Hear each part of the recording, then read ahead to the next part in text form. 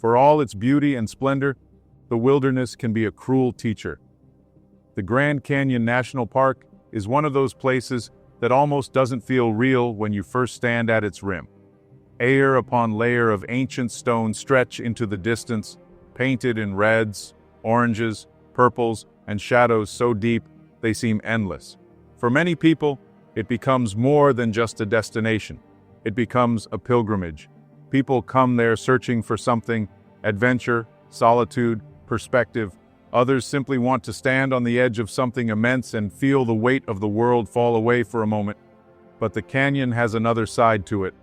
The danger begins quietly there. A hiker starts down the trail under cool morning air, confident and excited. The descent feels easy, but the deeper people go, the hotter it becomes. The canyon traps heat like a furnace. Water disappears faster than expected. Legs weaken. Judgment fades. Trails that once looked manageable suddenly feel endless on the climb back out. The following stories are a grim reminder of what happens when people underestimate the Grand Canyon National Park. And by the time real fear finally settles into a person's mind, the canyon has often already trapped them. Every year, rescue teams descend into that immense labyrinth searching for missing people who thought they were prepared. And some are never found in time. Let's venture back to the savage wilderness where survival is earned, not given. This is the Outdoor Disasters Grand Canyon Disasters Marathon.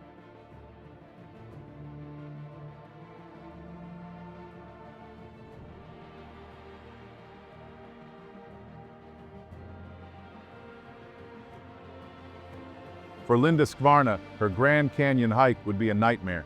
It was summer 1975, and for 25-year-old Linda, it began as freedom.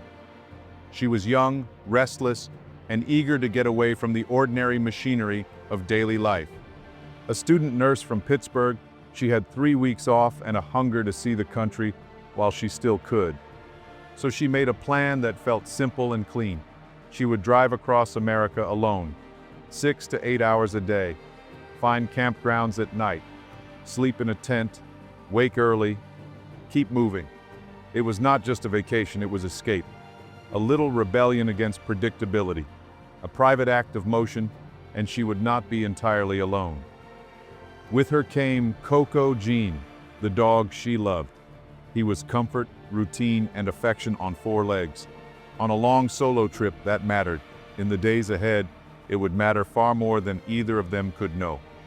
For 2 weeks, Linda drove more than 2,000 miles across the country.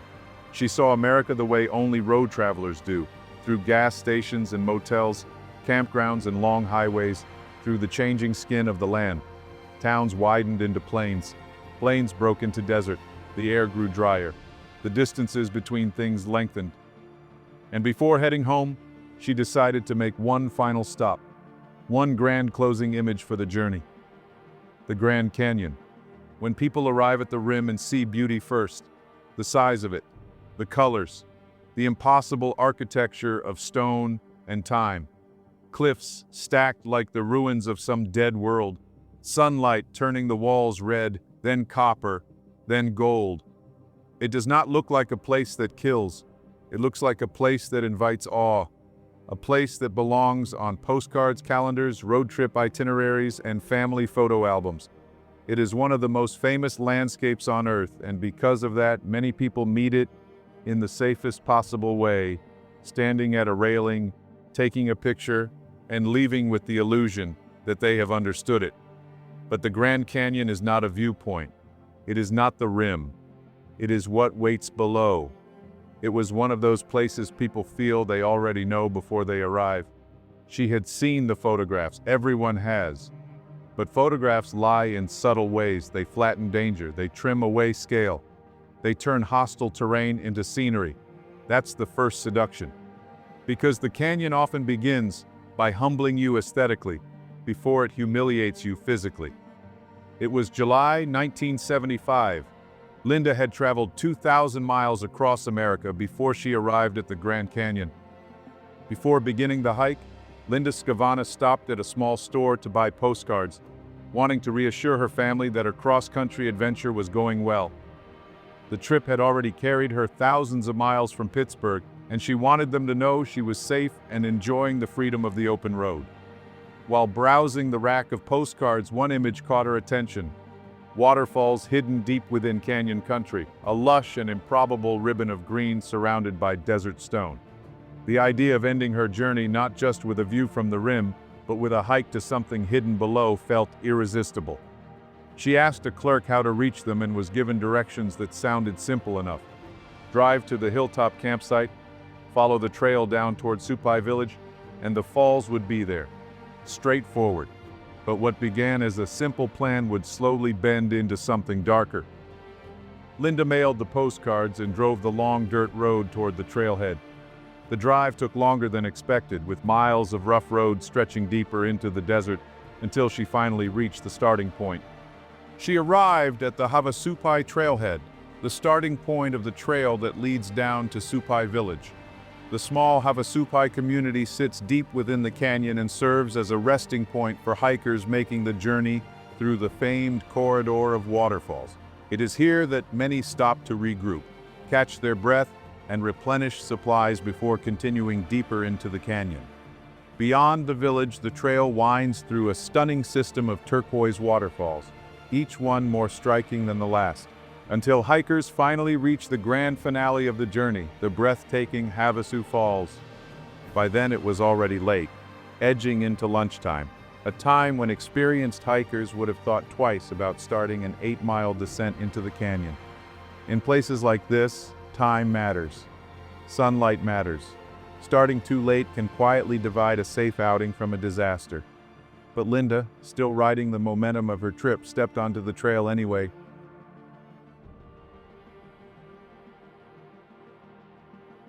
Standing at the rim, she felt what so many visitors feel first: awe. The canyon dwarfed her, its vast walls of red rock made her feel small in a way that seemed almost beautiful. With her dog Coco beside her and a backpack slung over her shoulders, she began descending into one of the most dramatic landscapes in America. She had no idea that within hours she would be crying out into darkness. Stripped of water, food, and direction, the canyon slowly unraveling her confidence and turning her adventure into a fight for survival. At the beginning, though, the descent felt exhilarating. The trail dropped through towering cliffs beneath a wide blue sky, the scale of the place making human movement feel tiny and temporary.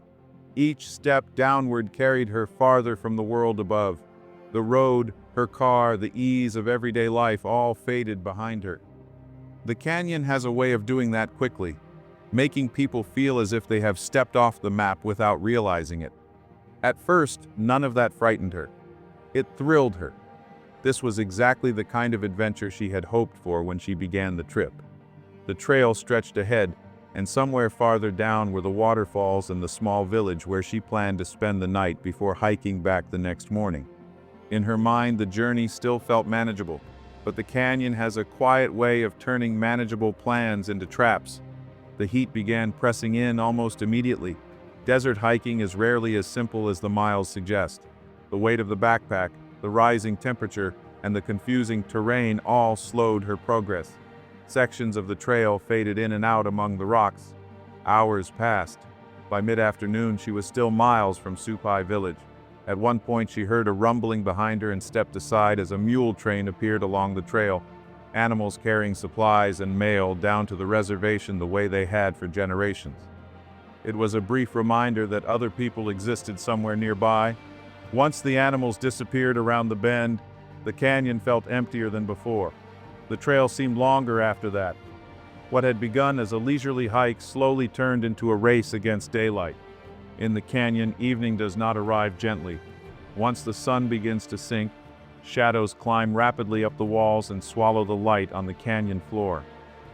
Linda noticed the change and realized she needed to reach the village before darkness closed in. Then she came to a sign marking a fork in the trail. It should have been a simple moment, the kind of quick navigation choice hikers make every day. But the sign was unclear, and she could not tell whether she should go left or right. One direction led toward Supai village and safety. The other disappeared deeper into the wilderness. For reasons she would never fully understand, Linda chose the right-hand path. At first, nothing suggested she had made a mistake.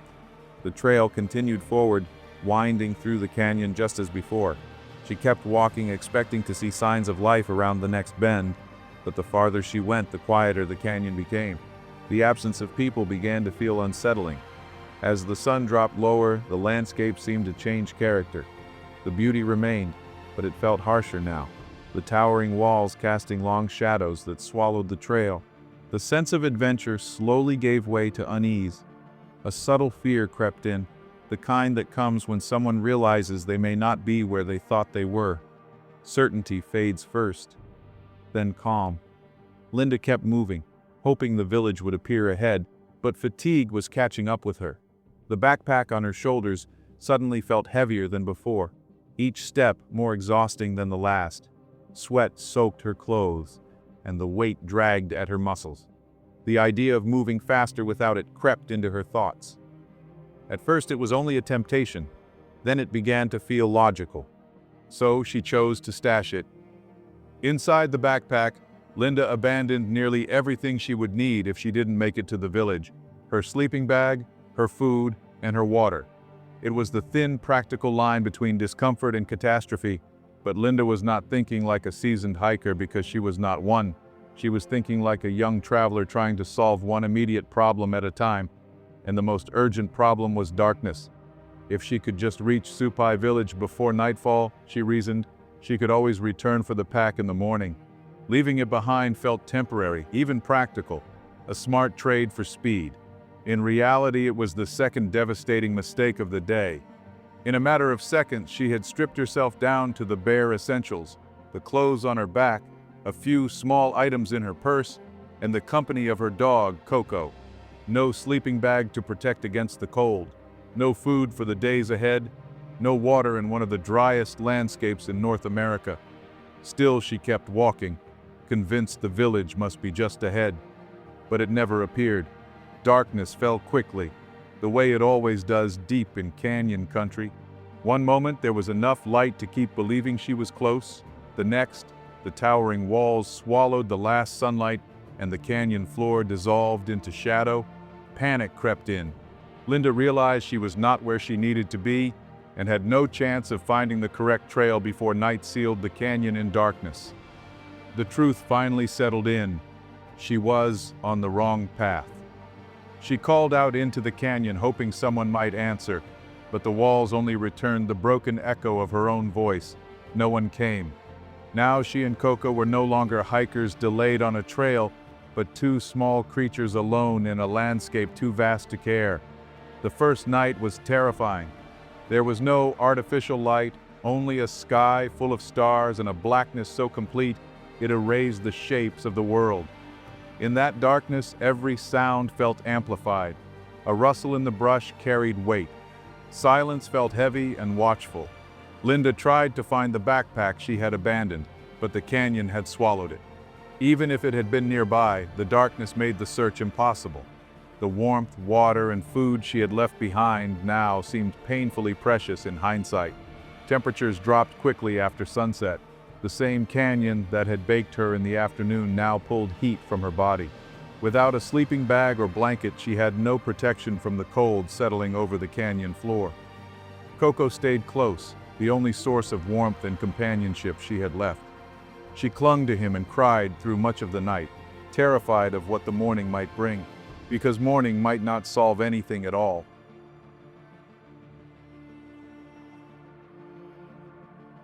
When daylight finally returned, it did not feel like rescue.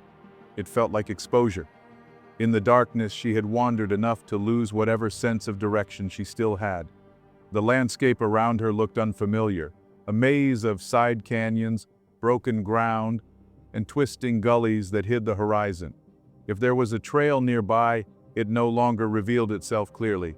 Linda realized she was not simply off course, she was lost. And perhaps the most dangerous part of that realization was that no one knew it yet. Back home, her postcards suggested she was safe and enjoying her trip. As far as anyone knew, she was still traveling exactly as planned. The world beyond the canyon continued normally, unaware that below the rim, a young traveler had quietly crossed the line from tourist to survivor. In the daylight, the canyon no longer seemed beautiful in the same way it had the day before. Its towering walls and endless folds of rock now felt deliberate, like a giant natural trap that had been catching people long before maps or roads existed. Linda stood inside it with nothing but the clothes on her back, a few items in her purse, and her loyal dog beside her. Somewhere behind her, perhaps near the trail, sat the backpack that contained the things she needed most: water, food, warmth. She had left them behind in the name of speed, and now the canyon had done what it always does with small mistakes. It had magnified them. At first, Linda did what many lost people do. She tried to fix the situation quickly. She walked with urgency, believing the correct trail or the abandoned backpack would appear if she simply kept moving. That illusion carried her for hours. She followed faint paths that dissolved into bare rock or ended abruptly in brush and stone. She climbed small rises hoping to see something recognizable, but each high point revealed the same thing: more canyon, more broken terrain, more empty distance. The landscape had a cruel sameness to it. The twisting walls blocked distant landmarks, swallowing any chance of orienting herself. Each narrow corridor looked just similar enough to the last to confuse a tired mind. She could not see far ahead. She could not find a pattern. She was moving through a labyrinth of heat and stone without a map, and there was no one there. That was the other truth daylight revealed. Night had frightened her with darkness. Day frightened her with emptiness. She shouted again and again, hoping her voice might reach another hiker, a ranger, a mule train, anyone. Nothing answered. As the sun climbed higher, the heat began its slow assault. Linda had already gone through an entire night without water, and now she was walking into a second day beneath a desert sun that could turn the canyon floor into a furnace. Her nursing training did not comfort her. It made things worse, because it told her exactly what she was facing. Food could wait, water could not. In that heat, a human body could fail quickly. Real fear finally set in. She kept walking with Coco beside her, talking to him to steady her nerves, apologizing to him for bringing him into the canyon, and promising him they would find a way out. His presence was a fragile thread tying her to something familiar. Without him, the loneliness of the canyon might have overwhelmed her much sooner. By evening, she understood she was not getting out that day. She had spent hours moving through a landscape that offered nothing in return. No trail, no water, no sign that she was closer to safety. As shadows crept up the canyon walls once more, the realization settled in with a quiet dread. She was going to spend another night down there, and with every passing hour, the canyon was taking things from her. Confidence first, then comfort. And if water did not appear soon, it would begin taking the very parts of her that made thinking possible. Morning came again, and with it came a third day. She was alive, but her body was changing. Her skin was drying out. Her mouth was painfully parched. Her nose and throat burned. Coco was suffering too, another source of guilt pressing against her from inside. Every hour without water was no longer just dangerous. It was narrowing the future. And then, late on that third day, something changed. She saw moisture. At first, it was so small and improbable that it did not seem real. A little dark glisten on rock, a trickle, a dampness that might have been imagination, or heat mirage, or wishful thinking. In extreme thirst, the mind can begin reaching for false hope because the alternative is too large to bear. But when she got closer, the illusion held. The rock was wet. Water was there. Coco sensed it too and began lapping at the small seep as if he had discovered a doorway back into life. The source was pitiful and miraculous all at once. Somewhere above her head, perhaps 15 feet up, water was seeping from cracks in the rock and trickling down with maddening slowness. It was not a stream. It was not a pool. It was not even enough to gather easily in the hand. It was only a tiny desert spring, a thin, reluctant offering from stone. In another context, it would have seemed useless. Out there, to Linda, it felt holy. But finding water and drinking water were not the same thing. The trickle was so slow that she needed some way to collect it. She searched through the few items she still had and found one object that suddenly mattered more than almost anything else in her life: a small plastic eyeglass case. It was one of the only pieces of her purse that offered any practical value. She wedged it carefully among the rocks where the drips fell, turning it into a miniature reservoir. Then she waited. That became the rhythm of survival. Wait, watch, collect, sip.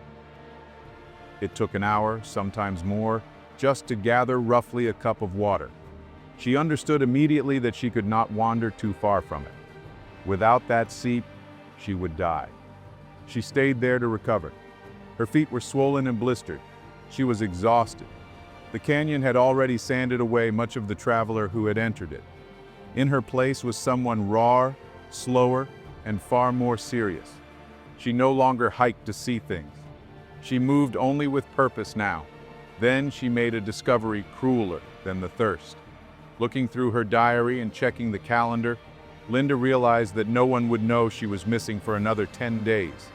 This was the 1970s, no modern technology, like a daily call or text from a cell phone to her loved ones. No GPS device. She had mailed postcards home saying she was fine, enjoying the trip, seeing the country. Back in Pittsburgh, no alarm bells were ringing. Her family had no reason yet to panic. That meant no one would come looking for her anytime soon. If she was going to survive the coming week and a half, it would not be because anyone was rushing toward her. It would be because she managed to keep herself alive alone. So she made a new plan.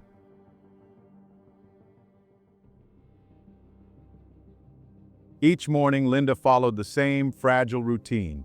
She drank as much as she could from the tiny spring that had become her lifeline, then set out in widening loops through the canyon, searching for a trail or any hint of civilization.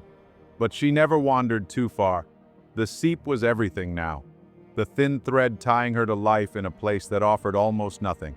She moved outward from it and back again, north, south, east, west, trying to find some pattern in the maze of stone. For 5 days that became her existence. Each morning began with a small pulse of hope simply because she had survived the night. She would drink, steady herself, and head out believing that maybe this time the canyon would reveal a way out. And each evening she returned defeated, sometimes devastated because the land kept offering false promises. What looked like a promising path would narrow into nothing. What seemed like a route out would fold back into confusion. Day after day, the terrain betrayed effort. The psychological weight of that pattern was crushing. The canyon did not destroy her all at once. It wore her down in circles. Every failed search whispered the same possibility, that there might not be a right direction at all. Depression began to settle over her, not just as emotion but as exhaustion, a heaviness that made even thinking feel difficult. By then, she had gone many days without food and survived only on small mouthfuls of water. Hunger changed in ways she had never expected. The sharp, gnawing feeling faded, replaced by a hollow weakness that spread through her body. Her clothes hung loose. Her belt had to be tightened again and again. Energy slipped away from her muscles. Her coordination dulled. Slowly, almost quietly, the canyon was consuming her. Through it all, Coco remained at her side. As long as the dog was there, she had someone to talk to, someone to protect, a reason to keep moving that was not entirely about herself. But survival strains even the strongest bonds. One afternoon, after hours spent collecting water drip by drip, Coco accidentally knocked over the small pool she had gathered. 2 hours of patient work vanished instantly into the sand. In ordinary life, it would have been nothing more than a small frustration. In the canyon, it felt catastrophic. Exhaustion, fear, and thirst exploded in a moment of anger. Linda shouted. Coco, hearing the change in her voice, bolted away into the canyon. The silence that followed was immediate and terrible. At first, she expected him to return. Dogs usually do. But as the hours passed and evening crept in, the canyon only seemed to widen around his absence. She called until her voice weakened. She searched frantically, dread building with every passing minute. Eventually, the truth settled over her like a stone. The one living companion who had kept her sane might be gone forever. Until then, she had been alone, but not alone. Now she was simply alone. The days that followed grew darker in spirit. The canyon no longer felt indifferent. It felt hostile. Then came the storm. After so many nights of dry cold, the weather turned violent. Thunder echoed through the canyon walls like artillery. Lightning cracked against the cliffs, briefly revealing the landscape in stark flashes. Rain fell hard and cold. Linda tried to build a shelter between two rocks, weaving brush into a crude roof, but it was no match for the storm. Water found its way through every gap. Wind howled through the canyon corridors. As she crouched beneath the flimsy shelter, she heard rustling nearby. She threw sand toward the sound and heard a sharp hiss in response. It might have been a rattlesnake. The exact creature hardly mattered. What mattered was the realization that the canyon held animals far better adapted to the night than she was. Terrified, she abandoned the shelter and spent one of the worst nights of the ordeal exposed to rain, cold, and darkness while thunder shook the canyon walls around her. To keep her mind from unraveling, she prayed, recited the rosary, and sang quietly to herself in the storm. When the weather finally passed, she returned to the spring and continued the same desperate cycle. Drink, search, return, endure. The canyon had stripped life down to its most primitive terms: water, heat, shelter, direction. Romance was gone, beauty meant nothing, there was only survival. By the time the second week began to fade, Linda no longer moved like a traveler. She moved like a survivor. Hunger had hollowed her body. Thirst sharpened every nerve. Even standing up sometimes required a long moment of gathering strength. Patience was no longer a choice. It was the only way to stay alive. Yet patience alone would not save her. The small territory she had explored around the spring had revealed nothing but more maze-like terrain. If she stayed there forever, she would eventually starve. The spring had given her water, but it had also become a kind of prison. Then, during one slow search beneath a rocky overhang, she saw something strange, half buried in the sand. A bottle. Sun-bleached and dusty, discarded by someone who had passed through long before. In another place, it would have been worthless trash. In the canyon, it was treasure. Linda lifted it carefully. It was an empty vodka bottle. For the first time in days, real hope flickered. The bottle meant she could carry water. Until then, the tiny eyeglass case she used to collect the dripping spring had forced her to stay close to the seep. It held so little that every exploration had to be brief. But a bottle could hold enough water to travel much farther. That afternoon, she began the slow process of filling it. The method was painfully inefficient. She still had to gather water, drip by drip, into the eyeglass case, then pour it carefully into the bottle. Each transfer required patience and steady hands. Even a small spill felt like a loss she could not afford. It took hours, but eventually the bottle held enough water to matter. For the first time in nearly 2 weeks, she allowed herself to imagine something she had almost stopped believing in: escape. The next morning, she made the most important decision of the entire ordeal. Until then, the spring had been her safety net. But if she stayed there forever, she would die slowly. With the bottle of water tied to her purse, she could travel farther than before. She drank deeply from the spring, filling her body with the life it offered, then carefully filled the bottle. For the first time since becoming lost, she turned away from the only place that had kept her alive and began walking into the canyon with no intention of coming back.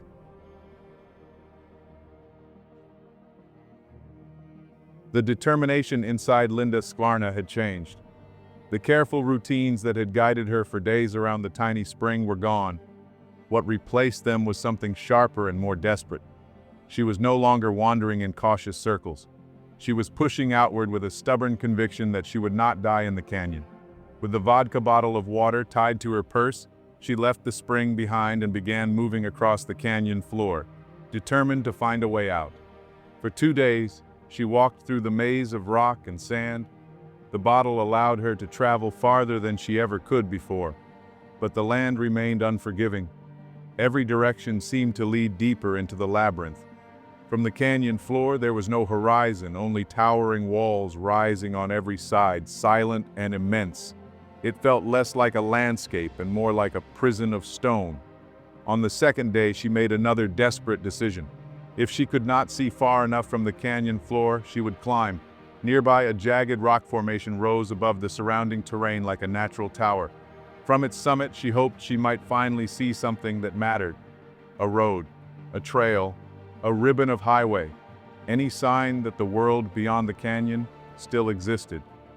But climbing in her condition was dangerous. She knew a fall could break a bone and leave her helpless in a place where no one would ever hear her calls for help.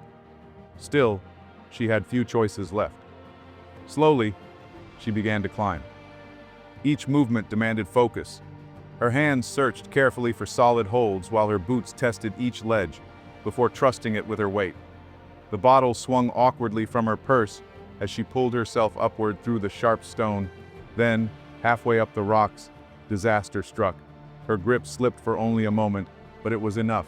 The bottle tumbled from her hand and bounced down the rock face. It struck the canyon floor with a hollow crack and shattered into glittering fragments. Linda stared down in silence. Her only water supply was gone. The realization settled heavily over her. She was now far from the spring, under the brutal desert sun, with nothing left to drink. For a moment, the climb felt like a terrible mistake. Yet something inside her refused to give up. If she had come this far, she would finish it. She continued upward, dragging herself over the final ledges until she reached the top of the rock formation. There she stood, breathing hard, scanning the endless canyon for any sign of escape. What she saw made her heart sink. The view offered nothing. The canyon stretched endlessly in every direction, a vast wilderness of repeating ridges and gullies with no hint of civilization. The climb had given her a better view, but it had not given her hope. For the first time in the ordeal, something deeper than fear settled into her chest. Despair. She descended the rocks slowly, her exhausted body shaking with each careful step.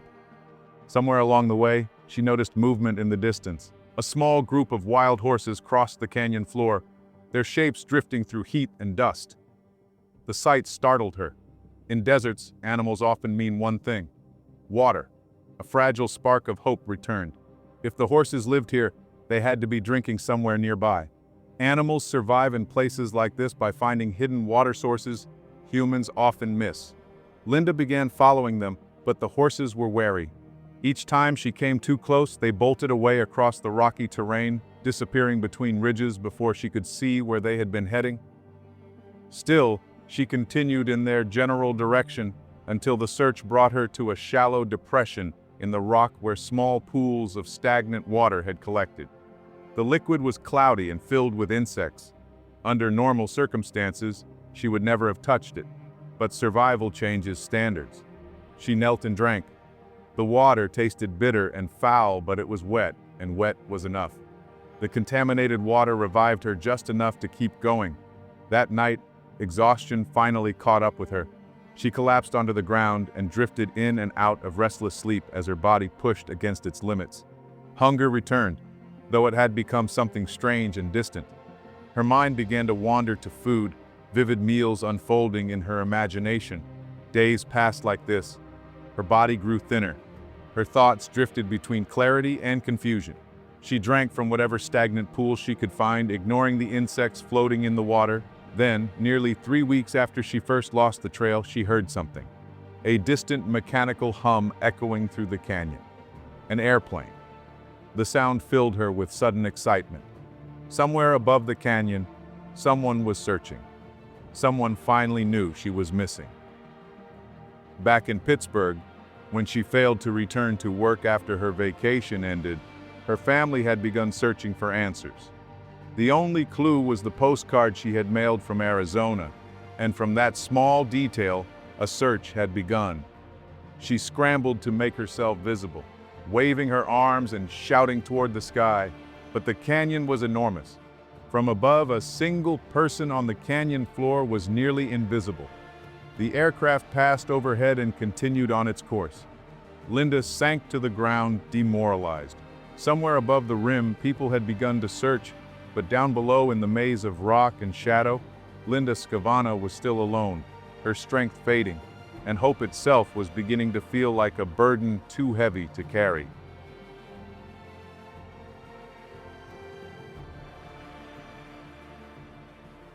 By the 19th day, the canyon had nearly finished its work on Linda. The young woman who had begun the trip full of excitement no longer resembled the person who had stepped onto the trail. Hunger, thirst, and exhaustion had stripped her down to something fragile and fading. Her strength was almost gone. From a distance, she might not have looked human at all. Thirst never left her. The stagnant pools she found after following wild horses offered only brief relief, but she drank from them anyway. Swallowing insects and grit without hesitation, survival had reduced everything to one rule: if it was wet, it was worth drinking. Then again, she heard the hum of an airplane. Linda forced herself to stand and stumble toward open ground, hoping to be seen this time, but once again the canyon had hidden her. Hope rose and collapsed in the same moment. On the rim above, the search was growing more serious. Linda's brother and sister-in-law had traveled west to help find her. When they reached the trailhead, they found her car sitting exactly where she had left it weeks earlier. Dust covered the windshield, and sand had begun to pile around the tires. The sight chilled them. The car looked abandoned, which meant Linda had never come back. Searchers warned them about the canyon's brutal truth. People who became lost there rarely survived long. The odds of finding her alive were painfully small. Still, they searched. Meanwhile, Linda's body had reached its limit. Even the small routines that had kept her mind steady, writing imaginary dinner menus, brushing her hair, talking aloud to herself, now felt pointless. The canyon had reduced the future to a single possibility: death.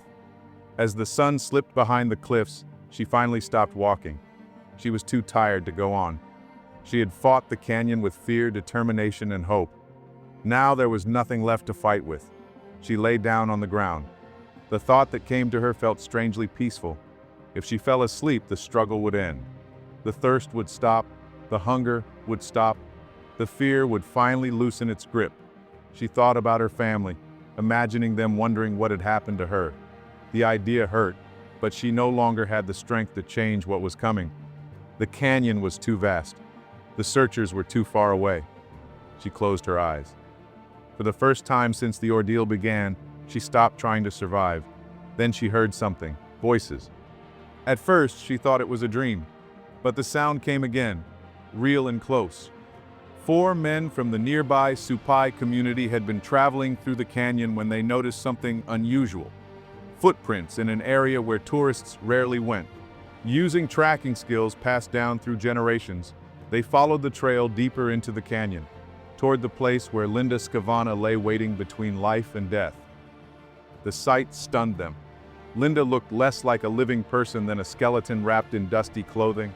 Her skin had taken on the reddish color of the canyon soil. Her body was gaunt and fragile, nearly unrecognizable, but she was alive. She had been found. After 19 days of hunger, thirst, storms, fear, and isolation, the canyon had finally released her. The men helped her to her feet and guided her toward Supai village. Waiting there were the people who had been searching for her, including her brother and sister-in-law. When they saw her, the emotion overwhelmed everyone. Linda looked skeletal, her body reduced to little more than bone and stubborn determination. But she was alive. The reunion dissolved into tears. They held one another and cried openly, the kind of deep relief that only arrives when hope had already begun to fade. Then came one final surprise. During the search, villagers had discovered a wandering dog moving through the canyon. Coco Jin. The frightened animal had survived the wilderness alone and had been brought safely to the village. When Linda saw him again, the moment felt almost unreal. Both of them had survived the canyon against every reasonable expectation. In the months that followed, Linda slowly recovered. The physical damage healed with time, but the canyon never completely left her. Experiences like that rarely fade. They remain inside a person as a permanent reminder of something profound that she went through and endured. Her ordeal soon captured national attention. Headlines told the story of a young woman who had survived against staggering odds. In the brutal isolation of the canyon, Most people would not have made it out. But Linda did. Life moved forward after the desert released her. She built a family and raised 3 children, carrying with her the quiet knowledge of what she had once faced and overcome. Yet the memory of those days never truly left. Decades later, when her story was retold on the series I Shouldn't Be Alive, she spoke about that time with a candor that suggested the canyon was still close, as if the dust and silence of it were never far away. Looking back, Linda did not claim heroism. Instead, she reflected with humility and disbelief on her own survival. There were a lot of things that I didn't do correctly. A lot of things, and I to this day can't figure out why, with all the big mistakes that I made, how I was able to survive. I just didn't think it was my time to go. And that stayed with me. Just the persistence and the strong will to survive.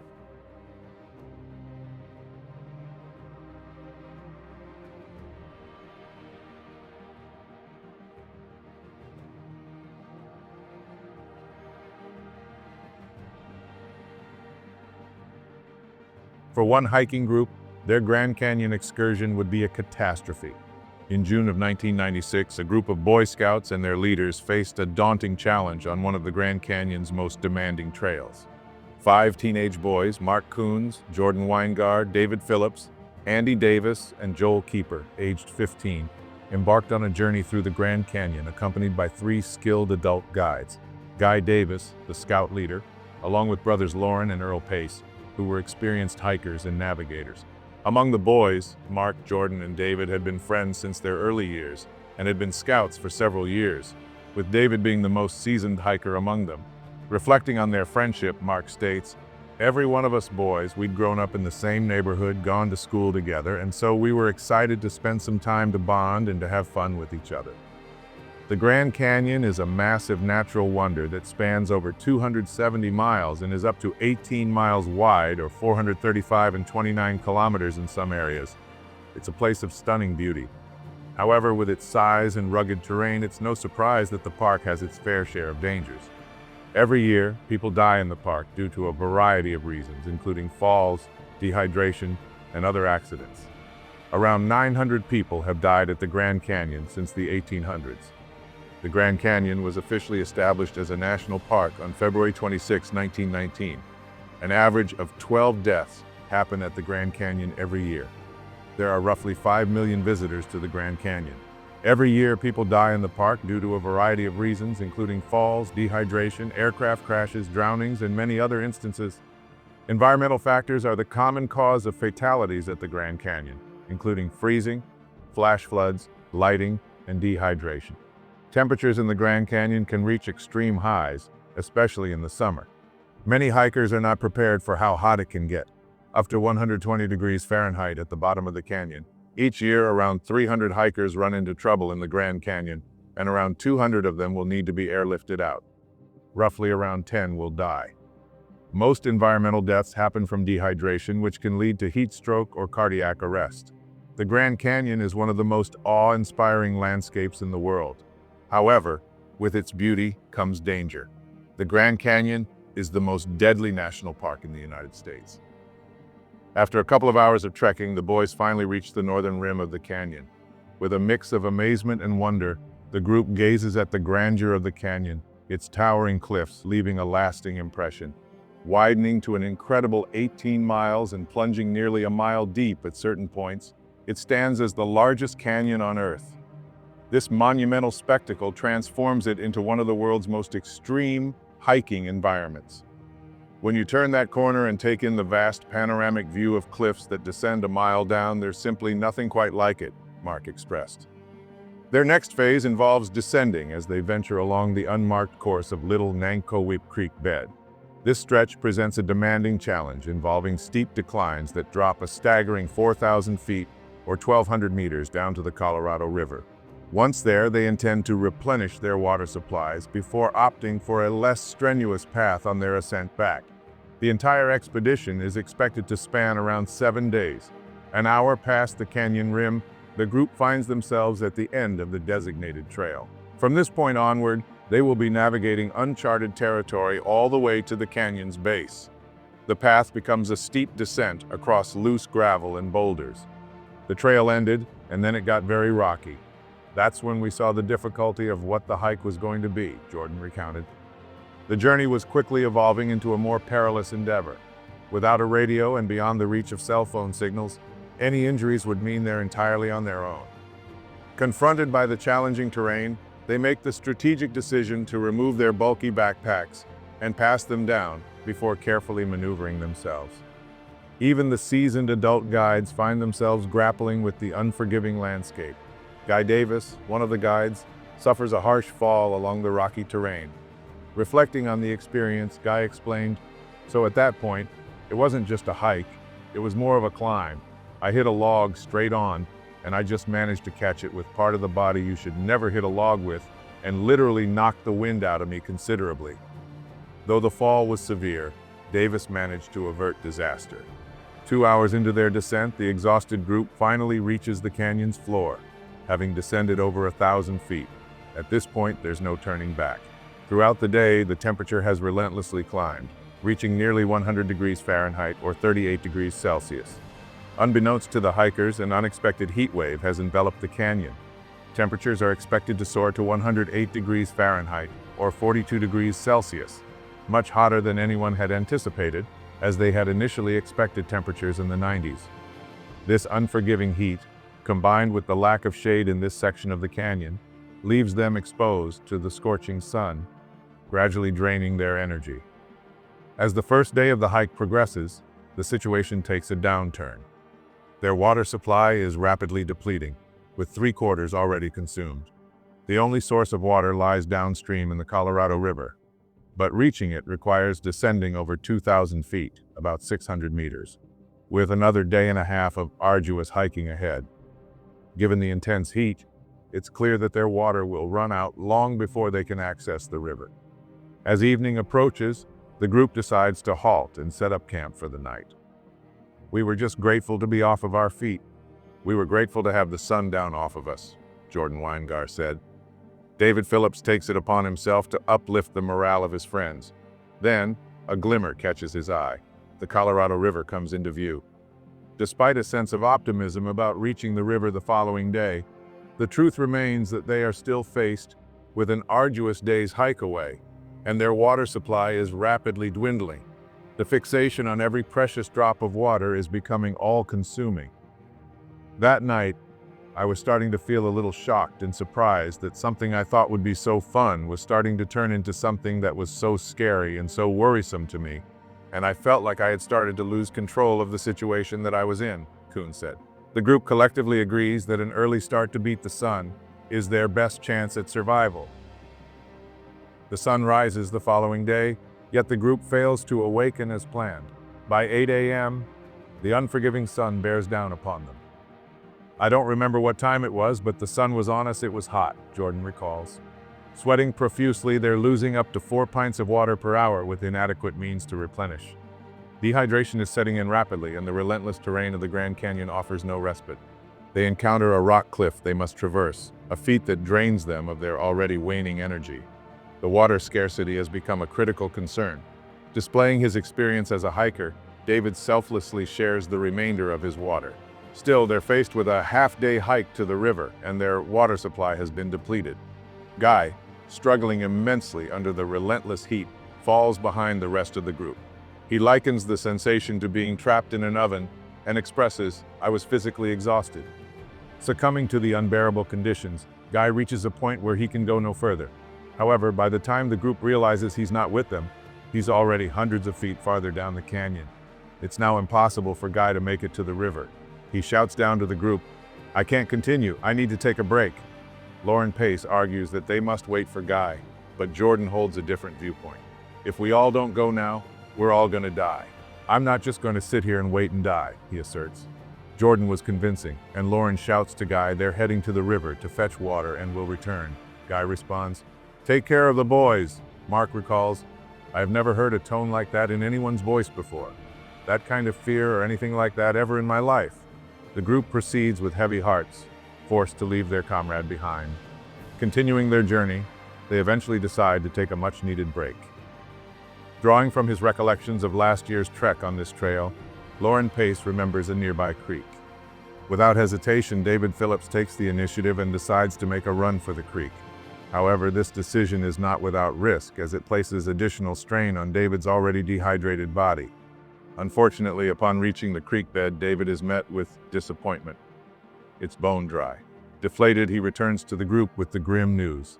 It was very difficult. We had no idea where water was, how we were going to get there when we get there, or how much longer we would last, Jordan said. The group soldiers on down the canyon, but now the temperature has escalated to a searing 112 degrees Fahrenheit, or 45 degrees Celsius. After 6 hours of hiking, Lauren Pace's strength finally gives out. It becomes clear to him that trekking at night would place less strain on their dehydrated bodies. The unanimous sentiment is that staying put would lead to their demise. Consequently, the boys make a decisive choice. They will venture forth and bring back water for their leaders. Up the canyon, Guy Davis's condition continues to deteriorate. His body's fluid levels have dropped to such an extent that his sweat glands have ceased to function. Without the cooling effect of sweat, any physical exertion might trigger an uncontrollable rise in his body temperature. A core temperature of 108 degrees Fahrenheit or 42 degrees Celsius could spell the beginning of brain damage. I can't believe a time in my life when I wanted to sweat. I knew that if I could sweat, it would cool down my body, and I physically tried to will myself to do that, and I couldn't do it, Mr. Davis said. Guy finds himself in a predicament where attempting to hike out could be fatal. Meanwhile, further down the canyon, the boys are making promising progress, catching sight of the river about a mile away. However, they soon realize they've gone astray, encountering a steep 200-foot or 60-meter sheer cliff leading down to the river, a dead end. The river remains out of reach, and their water supply has been exhausted. Their leader has collapsed, leaving the group's fate resting on the shoulders of 3 15-year-old boys. Hitting this insurmountable cliff feels like the last straw, and with the group not expected back for another 6 days, the prospect of a timely search party seems grim. The boys manage to find a small crevice in the cliffs, seeking shelter from the relentless sun. They're exhausted, and hope is dwindling. In my mind, I knew we were going to die. You're weak. Your body hurts and aches. You have headaches. I just remember not knowing if I'd ever get up from that position. I remembered that could be the last place I'd be. Under that rock, Weingar said. As they lay there, seemingly awaiting their fate, Mark Coons slips into unconsciousness. Stirring from a dream of being in a coffin, Mark is jolted into action by the realization that he doesn't want to die. Without a clear plan, Mark decides that staying put isn't an option. Summoning his determination, he resolves to descend the imposing 60-meter rock face. He tosses his backpack down. At this point, in their weakened state, climbing down the cliff would be a monumental effort. Lacking ropes, harnesses, or climbing expertise, they are attempting a free solo climb without prior experience. Yet their options have boiled down to this daring climb or certain death. Mark, Jordan, and David commenced their descent, with Mark leading the way. I thought we were going to die anyways. To me, death was going to happen, and so it seemed like anything would be better, even if it was a ridiculous plan, Jordan said. Mark reassures his companions that the climb is doable, and astonishingly, all three manage to navigate the ascent. However, the exertion takes a toll on David, showing signs of heat stroke. Meanwhile, up the canyon, Guy Davis is grappling with his own struggles. Recognizing that any hope of rescue must come from above, Guy summons the last of his remaining energy to lay out his mylar blanket. This seemingly simple task proves incredibly arduous given his condition, leaving him utterly depleted. Guy is now entirely alone and vulnerable. Just when it seems the situation couldn't become more dire, a rattlesnake slithers into Davis's vicinity, leaving him powerless to evade the potentially lethal encounter. The western diamondback rattlesnake, known for its aggressiveness and venom potency that can lead to death within 6 hours, engages in a tense standoff with Guy. Their eyes lock, and after an agonizing hour, the snake eventually moves on, bringing Davis a palpable sense of relief. Descending the canyon, the boys' ears catch the distant sound of the river, fueling their hope that it's within reach. However, with each turn they take, the river remains elusive and their struggle intensifies. David Phillips' condition has taken a severe turn for the worse. Trembling and afflicted by blurred vision, he suddenly finds himself leaning against a tree before collapsing. His eyes roll back, signaling a full-blown heat stroke. Mark remains by his side as Jordan rushes towards the river. Eventually reaching its banks, Jordan leaps in, although his relief is fleeting as he quickly returns to David's side, urgently attempting to cool him down. Despite their efforts, David shows no response, and their need for water becomes even more critical. This prompts Mark to make his way down to the river. Like Jordan, he tentatively immerses himself in the refreshing waters of the Colorado River, a much-needed source of replenishment. While filling up bottles, Mark spots a group of rafters downstream, an incredible stroke of luck. Had the timing been just a minute earlier or later, the rafters might have passed by without discovering the boys. Coincidentally, the rafting party consists of doctors and paramedics, who swiftly establish a camp where David lies and works tirelessly through the night. Eventually, a doctor delivers the devastating news. It was dark, so I can't really put a time on it, but somewhere around 10 that night, the one that said he was a doctor came over and said, "I'm sorry to inform you, but your friend has just passed away," Mark recounted. The loss was overwhelming for the boys. By the following morning, when rescue helicopters arrived, the remaining teenagers have made their way down the river. Thanks to his emergency blanket, Guy Davis is swiftly located, while Lauren Pace is eventually discovered wandering alone in the canyon. The sorrow over David Phillips' passing hangs heavy among them. Today, Mark Coons has become a dentist, and Jordan Weingar serves as a police officer. Both carry with them the indelible memory of that fateful day in the Grand Canyon. They maintain a close connection with David's family. Reflecting on the events of June 1996, Mark shared, "It's surreal, and it shifts your perspective on death when someone you've known, spent time with just hours before, full of life, happiness, and vitality, suddenly vanishes."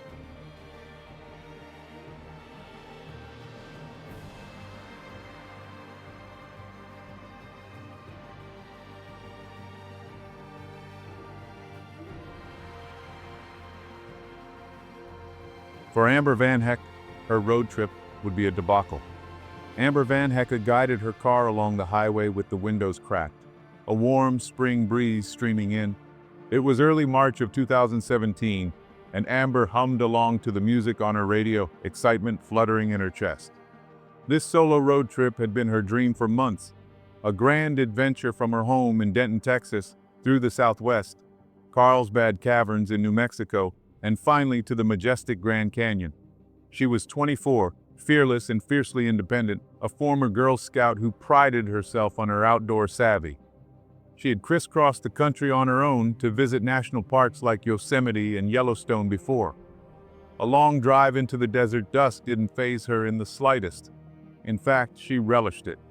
Preparation was Amber's forte. She had planned her itinerary down to the hour and even shared it on Facebook, so her family and friends would know her route.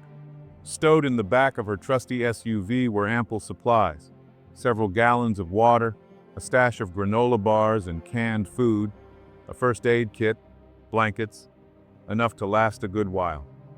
"Always be prepared" was a mantra drilled into her from scouting days, and Amber took it to heart.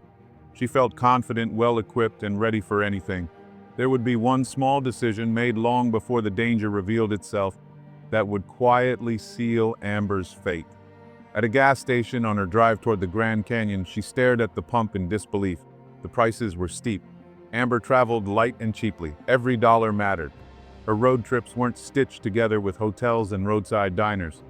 She slept in the back of her car, counted miles, counted coins. Fuel was no exception. So she stopped early, 1/3 of a tank, just enough to get her farther down the road.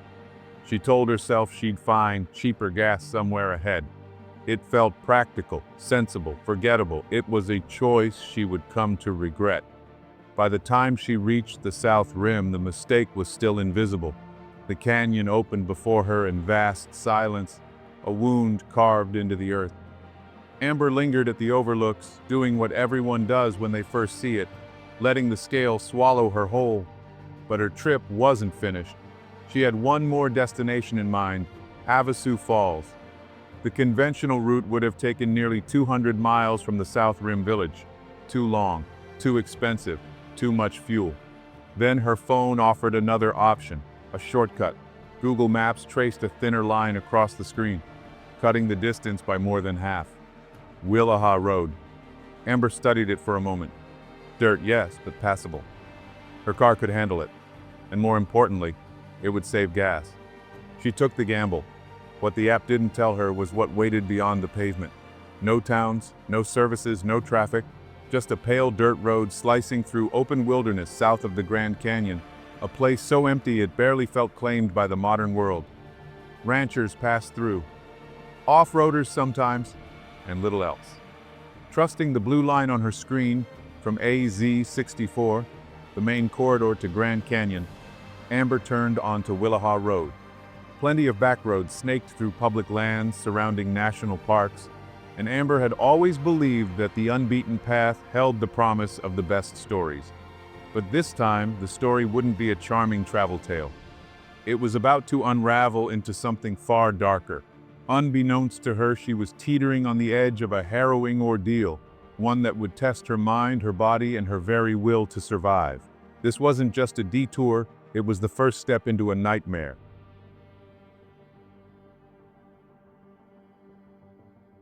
As Amber trekked along a dirt road near Grand Canyon, she felt a twinge of uncertainty about her path. About half an hour later, Amber realized the road was getting rougher. The dirt track narrowed and rocks jutted up, forcing her to slow to a crawl. Scraggly desert brush scraped the sides of her car. She furrowed her brow and leaned forward over the steering wheel, peering through the dimming light. According to the GPS, a junction to a better road lay just a few more miles ahead. But with each passing minute, the route became more primitive, little more than a pair of faded tire ruts through the grass and cacti. Her Honda lurched over a washout, jolting Amber in her seat. She winced and eased off the accelerator. A nagging doubt tickled the back of her mind. She glanced at her phone's glowing screen mounted on the dash. The GPS still confidently insisted this was the way. In hindsight, she would curse that moment, the moment she chose to trust the map over her own instincts. But right now, alone in the deepening evening, she clung to the hope that just beyond the next bend she'd find a smoother road or a sign of civilization. Another mile in, Amber's hope was faltering. The road simply wasn't there anymore. The GPS showed a line, but in reality she was staring at a fence in the road that was petering out into open desert. She came to a stop.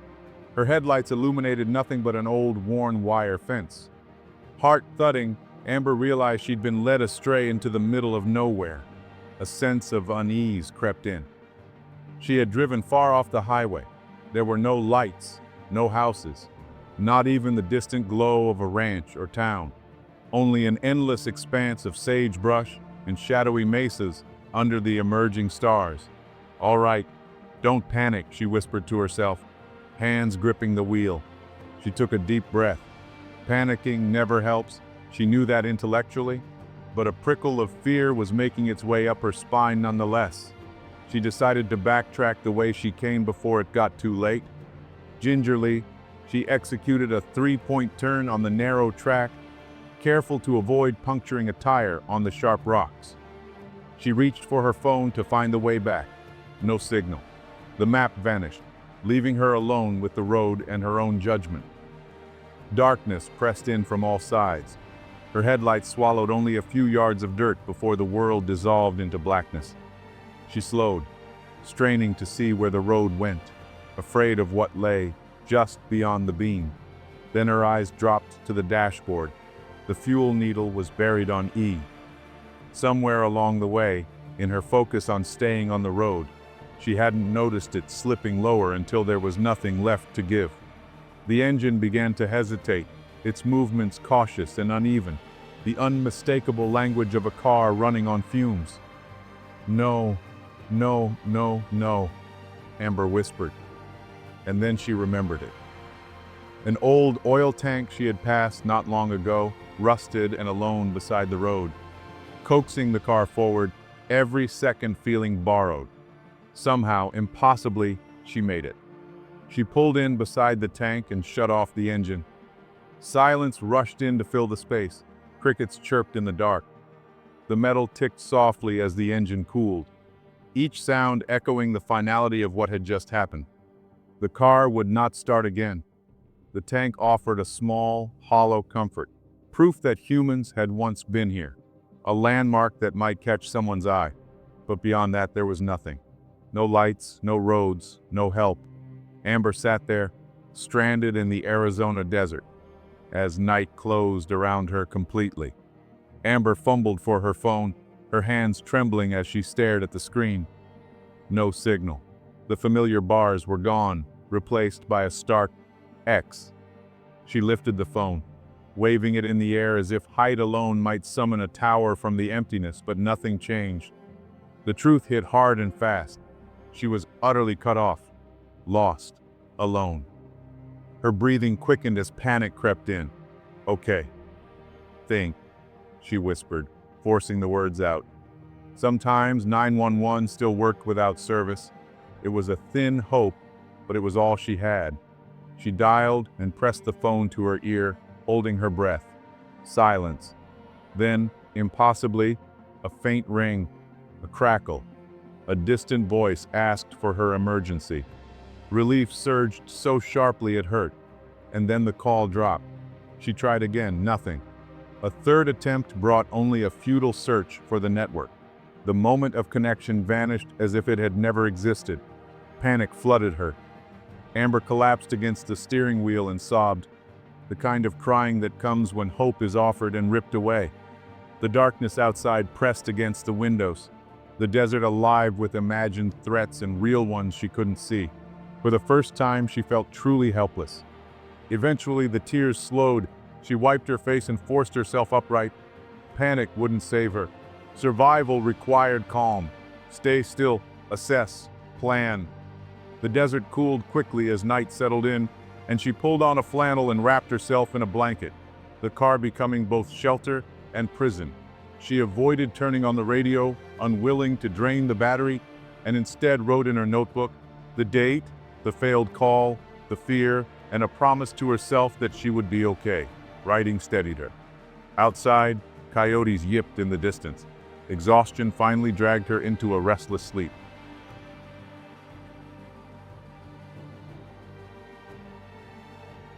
Dawn came on her second day. Amber woke stiff and disoriented, only for reality to settle back into place like a weight in her chest. She was still stranded. Daylight revealed her surroundings clearly now. Rolling red earth, scattered cactus and sage, low cliffs glowing in the early sun. It might have been beautiful once. Now it felt endless and empty. She pushed herself into motion. Panic wasted energy. Survival demanded structure. She inventoried her supplies carefully, about 5 gallons of water, modest food that could last weeks if rationed. She calculated portions in her notebook. 1 liter of water a day, 2 small meals. The plan calmed her. Breakfast was a few bites of a granola bar and a small cup of water. It wasn't enough, but hunger was safer than running out. Next came signaling. If anyone passed overhead, she needed to be seen. She found a wide patch of bare earth and began hauling rocks, working with grim focus. SOS looked too small against the desert scale, so she tore it apart and started again. Help. 4 letters. Bigger. Clearer. She dragged stones from farther out, sweat soaking her clothes as the sun climbed. By late morning, the word stretched nearly 10 feet tall, pale rock against red dirt. She stood beside it, breathless but proud. Someone would see it. They had to. The heat pressed down by midday. She retreated to the thin shade of her car, sipping warm water and splashing a little on her face. Rest brought fresh worry. What if no one flew over? What if the faint track led nowhere? Still, she kept working. She built a signal fire pit from dry brush and set her lighter nearby. She placed a small mirror within reach, ready to flash sunlight at any passing aircraft. By early afternoon, fatigue replaced adrenaline. The desert was unnervingly quiet, making her feel small and erased. She stayed busy to keep fear at bay, scanning the horizon from the hood of her car, searching for movement, dust, or metal glinting in the sky. There was nothing, only silence. That night before sleep, Amber recorded a short video. She tried to smile as she spoke about day 2, about the huge help sign, about having enough food and water. Her face on the screen looked tired and afraid despite her words. "I'm not giving up," she said softly. She shut the phone off before the emotion spilled over, curled into the back seat and whispered into the darkness, letting exhaustion carry her away. Morning on the third day arrived, painted in soft pastels, but Amber woke aching, thirsty, and heavy with dread. She allowed herself only half a cup of water, forcing the rest away despite her body's protests. 3 days lost in the desert still felt unreal. Surely someone was looking for her by now. She climbed a low rise and scanned the horizon, shielding her eyes. Nothing moved. No engines. No dust. No aircraft. Just wind brushing her sunburned face and an emptiness that seemed to stretch forever. The thought settled quietly and cruelly. No one was coming today. Back at the car, loneliness wrapped around her. She stayed busy on purpose, adding to her firewood pile, scribbling "Day 3, no rescue yet" in her notebook, even sketching a cartoon helicopter with a smile, a thin attempt at humor to hold herself together. As the hours dragged on, her resolve frayed. She began talking out loud, narrating her actions like a survival vlog, joking about rationing peanut butter in the wild. It helped, briefly. By midday, the jokes fell flat. Sitting in the open car door, staring at the barren land, a colder thought pierced her. What if I die out here? Would anyone even know? She pictured her parents receiving that phone call and broke down. "No!" she snapped aloud, wiping her face. "You are not going to die." Desperation spilled out. She stood and shouted into the empty sky, "I'm right here!" The silence answered. She hurled a rock as hard as she could and collapsed to the dirt, empty and shaking. After a long moment, she forced herself up and opened her journal again, this time refusing to write about fear. She titled a page, "My Unfinished Adventures," and listed everything she still wanted: to see the northern lights, to finish her degree, to surprise her sister, to live.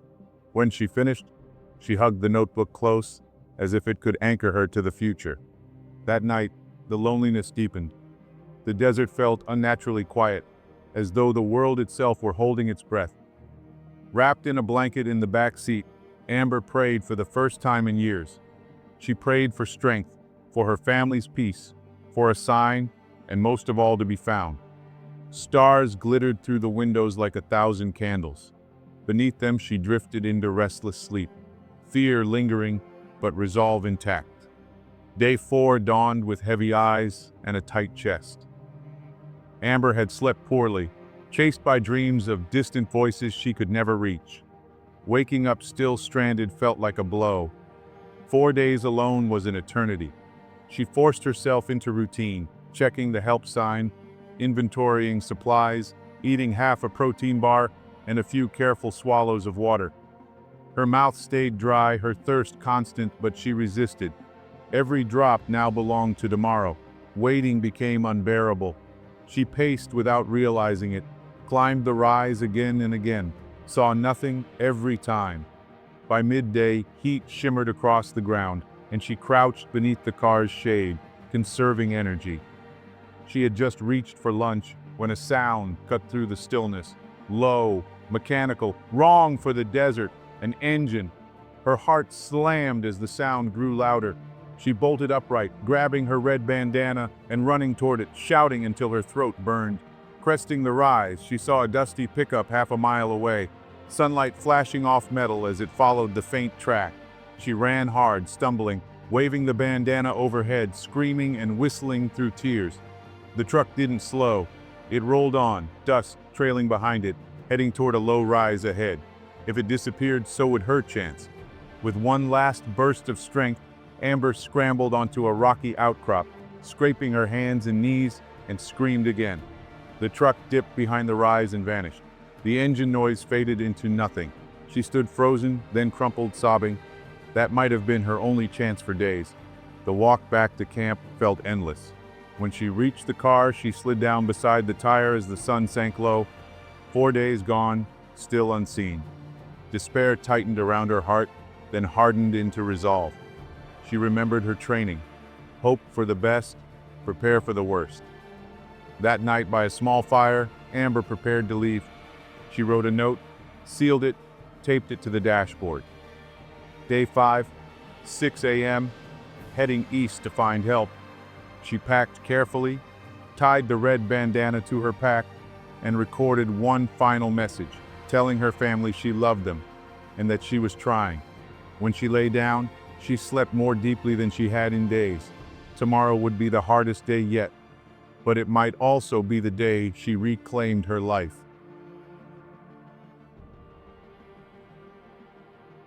At first light on day 5, Amber was already awake, the sky just beginning to soften into pale pink as she tightened the laces of her boots with calm, deliberate movements.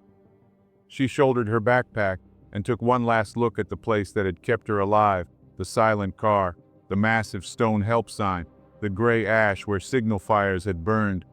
She rested a hand on the hood of the car for a moment, a quiet promise to return with help, then turned east and began walking.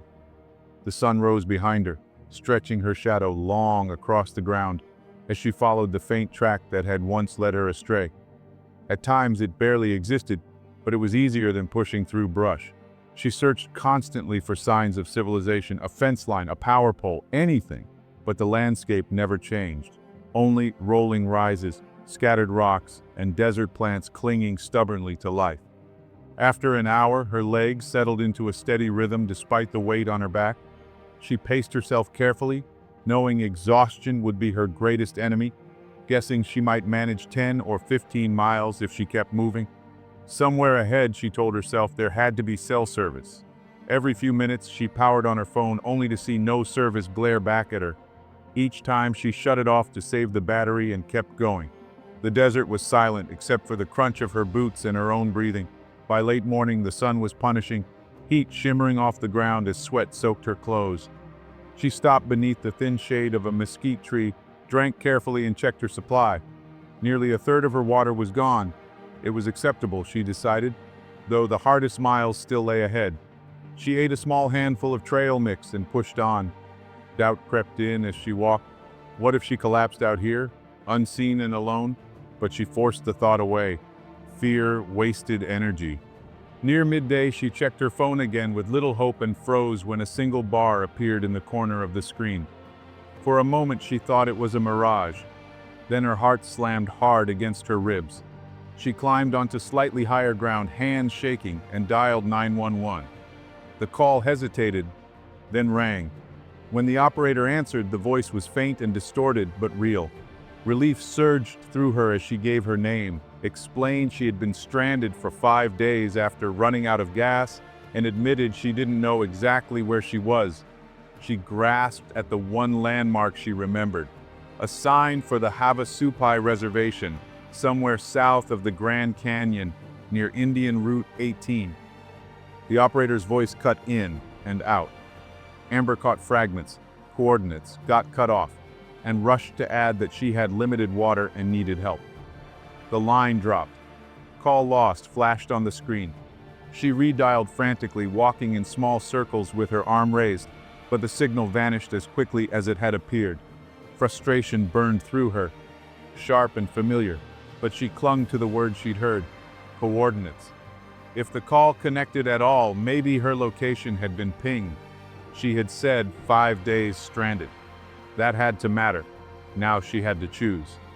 If rescuers came, they would likely search near her car and the giant help sign. Trusting her instincts, Amber turned back. The return trek was brutal. The sun was merciless overhead as she tied her bandana over her head and rationed her remaining water with painful discipline.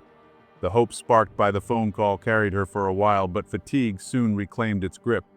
Her muscles burned, her head felt light, and the desert blurred into sameness. By mid-afternoon, she was down to only a few warm swallows of water. Her lips cracked and skin hot, telling herself she was close, even though she wasn't sure how close that really was. Then she stumbled, her toe catching a half-buried stone, and went down hard, scraping her palms against gravel. She cried out and sat shaking in the dirt, exhaustion finally breaking through. For a dangerous moment, lying down and closing her eyes felt tempting. "No," she whispered, forcing herself upright. She thought of her family, of the life waiting beyond this place, of the words she'd repeated for days. "I'm not giving up." With bloodied hands and aching legs, Amber rose, legs trembling, and began to limp forward, each step a battle against pain and doubt. The sun scorched her back as she pushed toward the only landmark she had left, her silent, stranded SUV beside the rusted oil tank. It had once been her shelter, her lifeline. Now, as the desert closed in around her, dread bubbled up, unsure if she was walking toward rescue or toward the place where car and tanker would now be her coffin and gravestone.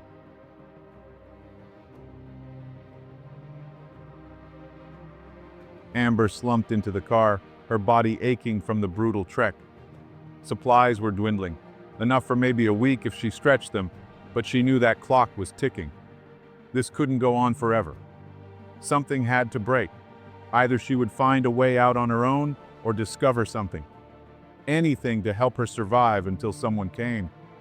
Her thoughts looped endlessly back to that last desperate 911 call, the only sliver of connection she'd managed to make. Had it worked? Did they hear enough to find her, or would it vanish into silence just like before? That uncertainty gnawed at her. But then, late in the afternoon, Amber heard it at last. A faint thump, thump, thump carried on the wind. At first, she dismissed it as wishful thinking, the desert playing tricks on an exhausted mind. Then birds lifted suddenly from distant trees, scattering in alarm, and she froze, listening. The sound returned, stronger now, unmistakable, a helicopter. Adrenaline surged through her body, wiping away fatigue in an instant. There was no reason for a helicopter to be flying this low, this far out, unless it was searching. The broken 911 call had worked.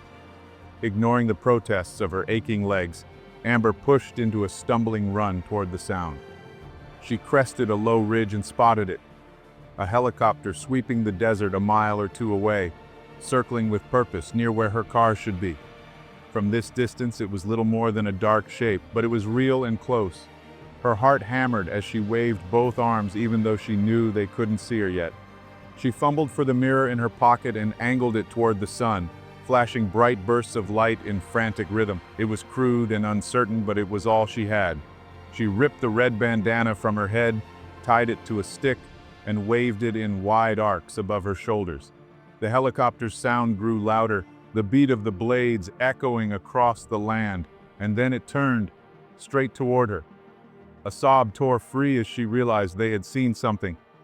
As it closed the distance, details sharpened into view. White and red markings, the Arizona Department of Public Safety emblem on the side. Search and rescue. Tears blurred her vision as the helicopter descended, dust exploding outward from its rotors. She staggered back, shielding her face, still waving until two figures jumped from the aircraft and ran toward her. Amber tried to run to meet them, but her strength finally gave out, and she collapsed to her knees, crying uncontrollably. One rescuer knelt beside her, steady and calm, his hand firm on her shoulder as he shouted her name. When she nodded, he smiled. "You're safe now," he said. "We've got you." They helped her to her feet and guided her toward the helicopter, her legs trembling beneath her. Before climbing aboard, she looked back at the desert, the tiny car, the stone help sign barely visible from here, and felt a shiver at how close she had come to being missed entirely. Inside the helicopter, wrapped in a thermal blanket, she watched the ground fall away, the evidence of her struggle shrinking beneath her. One rescuer told her she had done everything right, that her sign and notes had made the difference. Amber smiled weakly and said she hadn't been willing to give up. As the helicopter banked toward the hospital, the Grand Canyon appeared in the golden distance, vast and breathtaking, and Amber stared at it in quiet awe, knowing she was seeing it alive, from the sky, and that she would carry this moment with her forever.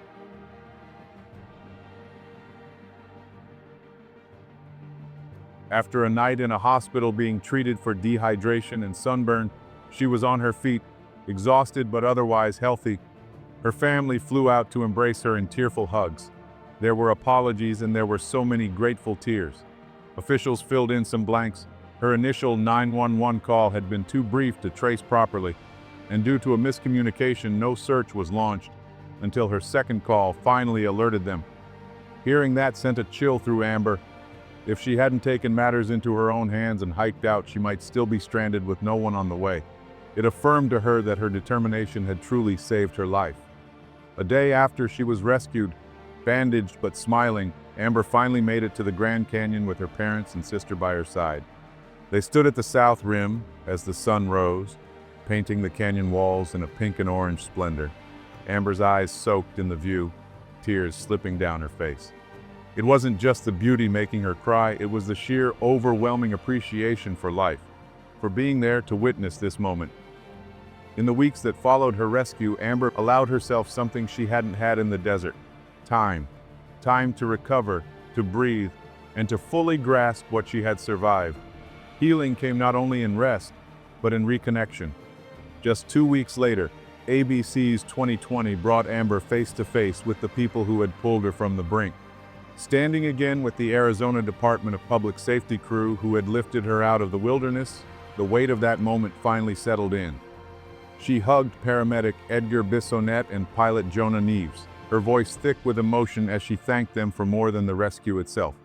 During those terrifying first moments aboard the helicopter, she told them, their jokes and easy calm had steadied her shaking nerves, reminding her she was safe.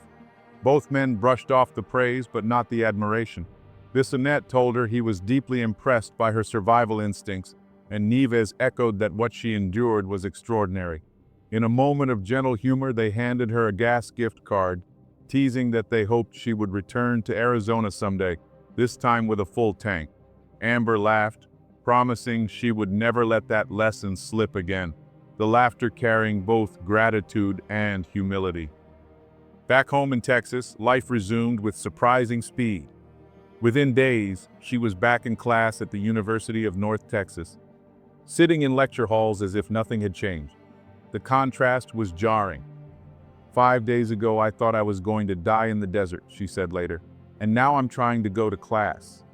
The normalcy felt unreal, like stepping into someone else's life. She reflected on the word that had always defined her spirit: Fernweh, a German term she once read, meaning an ache for distant places, a wanderlust. That longing for adventure was still within her. Surviving this ordeal hadn't extinguished it. If anything, it burned brighter, tempered with new wisdom. She would continue exploring, but she'd be smarter, carrying a personal GPS beacon next time, letting her family track her progress, never blindly trusting a navigation app again. Lessons learned, but her adventurous heart remained unbroken.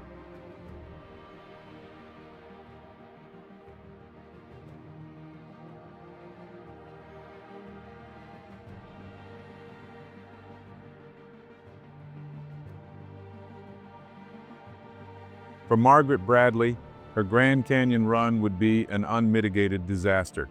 Margaret's life had been defined by extraordinary accomplishment. Raised in Falmouth, Massachusetts, she was the kind of person who embraced challenges from an early age. As a little girl, she had a ferocious determination paired with a big heart. During a high school championship cross-country meet, Margaret's chief rival stumbled and fell. Rather than seize the advantage, Margaret stopped to help her fallen competitor back to her feet before continuing the race.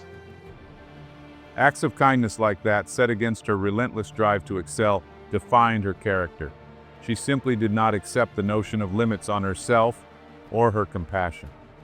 By the time she entered college at the University of Chicago, Margaret was virtually unstoppable. She double majored in biological sciences and geophysical sciences, balancing lab work with athletics. If that weren't enough, she was also a gifted violinist who became concertmistress of the University Chamber Orchestra. On the track and cross-country course, she was a standout performer. She ran upwards of 90 miles a week in training, and her hard work paid off. She helped lead the Chicago women's cross-country team to a 6th-place finish at the 1999 NCAA Division III Championships and earned All-American honors in 2000.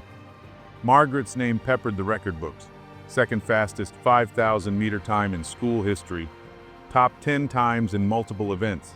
In 2003, she finished the Chicago Marathon in 2 hours 58 minutes, placing among the 300 fastest American women that year. The following spring, April 2004, she ran the Boston Marathon, finishing as the 31st woman overall. That performance helped her team win the women's division in Boston, and it fueled her ambition to qualify for the 2008 U.S. Olympic trials in the marathon. A few months later, she mapped out a trip to Arizona to visit family, planning to meet her parents in Flagstaff for what was supposed to be a short vacation, but rest had never been Margaret's instinct. The thin mountain air and red stone country stirred something restless in her. With her background in earth science and biology, it was almost inevitable that the Grand Canyon would pull at her imagination. It was not just scenery to her, it was a system, a challenge, a place that rewarded effort and punished hesitation. And if most people walked its trails, Margaret intended to run them. She spent several days in Flagstaff logging miles through the pine-covered hills, letting her lungs adjust to the altitude. During that time, she met Ryan, a local runner, a few years older, with Chicago ties of his own. The bond formed the way runner friendships often do, built on shared suffering and mutual confidence. Together, they sketched out a bold route. On Thursday, July 8, 2004, they would attempt a single-day, 27-mile or 43-kilometer run across some of the Grand Canyon's harshest terrain. The route they chose avoided crowds and comfort.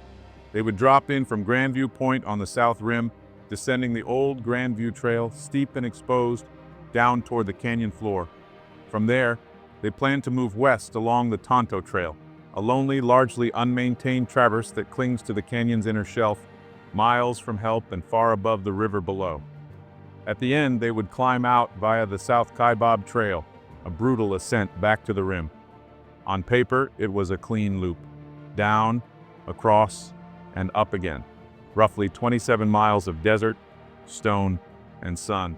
A story worth telling, if it ended well. But the plan rested on fragile assumptions: steady legs, perfect timing, forgiving weather, and a canyon willing to be crossed at a runner's pace. It left no margin for error, no easy escape, no room for the canyon to remind them who truly set the terms. What looked like ambition was, in truth, a wager placed deep inside a landscape known for collecting the overconfident.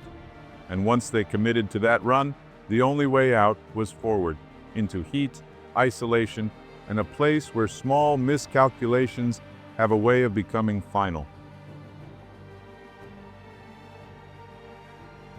From the south rim, the Grand Canyon does not look dangerous. It looks vast, monumental, ancient, but it also looks manageable, almost gentle in its scale. The switchbacks are visible, drawn neatly into the earth like pencil lines. The Colorado River glints far below, a thin ribbon of green-blue, distant but attainable. From above, nothing appears urgent. Nothing appears fatal. Margaret Bradley and Ryan stood at Grandview Point that morning with a runner's calm. She had trained her body to stay quiet before effort, heart steady, breath controlled. She had learned, over years of racing, that panic wastes energy, so she did not rush. She did not dramatize the task ahead. She adjusted her shoes, took in the view, and stepped forward. It was already mid-morning. The sun was climbing, but up here, at over 7,000 feet, the air still held a trace of coolness. The canyon had not yet revealed what it intended to become. Margaret had run the Boston Marathon 3 months earlier through record heat. She knew discomfort. She knew how to pace. She knew how to endure. And endurance, she believed, was transferable. Miles were miles. Pain was pain. You respected it, but you did not fear it. They decided to pack light. Each extra pound was a burden when running uphill, so they carried only the bare minimum. Ryan brought 4 liters of water. Margaret carried even less, about 1.5 liters, along with a bit of fruit and 3 protein bars. Neither of them carried a map of the trail. Margaret, ever optimistic, hadn't even packed a headlamp or flashlight, a clear indication they fully expected to be out of the canyon by nightfall. In their minds, this was to be a challenging but straightforward outing. They likely figured their combined 5.5 liters of water would be enough to see them through. In reality, that was a dangerous underestimate. At 9 a.m., Margaret and Ryan hit the trail, 4 hours earlier than recommended. By then, down in the canyon, the Arizona sun was already high and unrelenting. Grandview Trail lived up to its name, offering spectacular vistas as it plunged downward in steep switchbacks. carved a century ago by miners. In the cool of the higher elevations, Margaret and Ryan likely felt strong and excited. They descended 2,600 vertical feet in the first 3 miles, quads pounding from the relentless downhill. With every 1,000 feet they dropped, the temperature ticked upward by about 5 degrees. Pinon pines and junipers gave way to scrubbier brush. The Grand Canyon is sometimes called an upside-down mountain. Easy going down, hell coming back up. This morning, as gravity did the work, the challenge may have seemed mild. The pair probably marveled at the vastness around them, the sheer walls of ancient rock, the silence punctuated only by their footfalls and occasional bird calls. By noon, they reached the Tonto Plateau, and the canyon had begun to speak, not in words, but in pressure, in weight, in the way the air no longer moved, the sun no longer shone, it pressed. Heat radiated upward from the rock. Sweat evaporated almost instantly, leaving behind salt and a false sense of dryness. The temperature soared into triple digits. Park officials would later report that the high in the shade at the river that day was about 105 degrees Fahrenheit, and on the exposed Tonto Trail, it may have felt even hotter. They drank water carefully. All around, the landscape rippled with multicolored cliffs and side canyons. It was remote country. Unlike the well-watered Bright Angel Trail to the west, the Tonto Trail sees few travelers and offers virtually no shade. The sun was directly overhead. The inner canyon turned into an oven with heat radiating off the bare rock.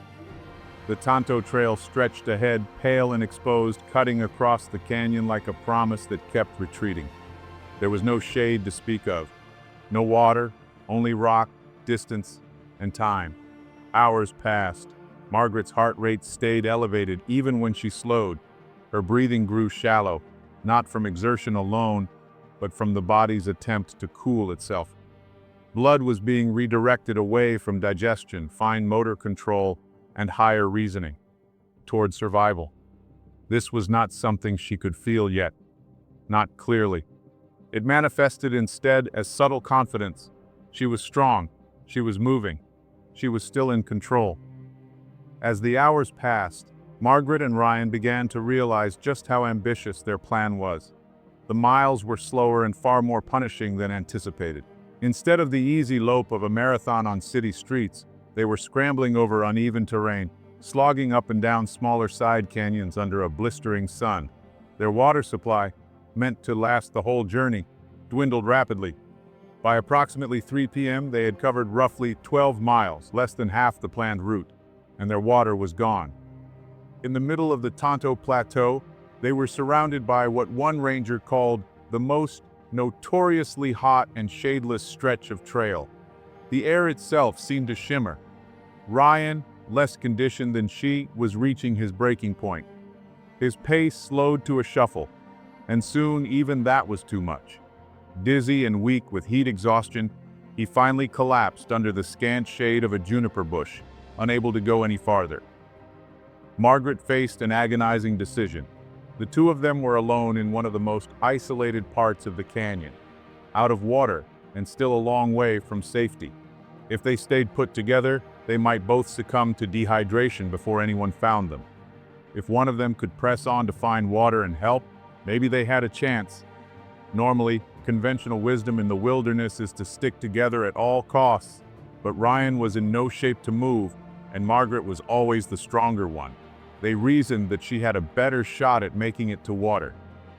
Sometime mid-afternoon, the pair made a fateful pact.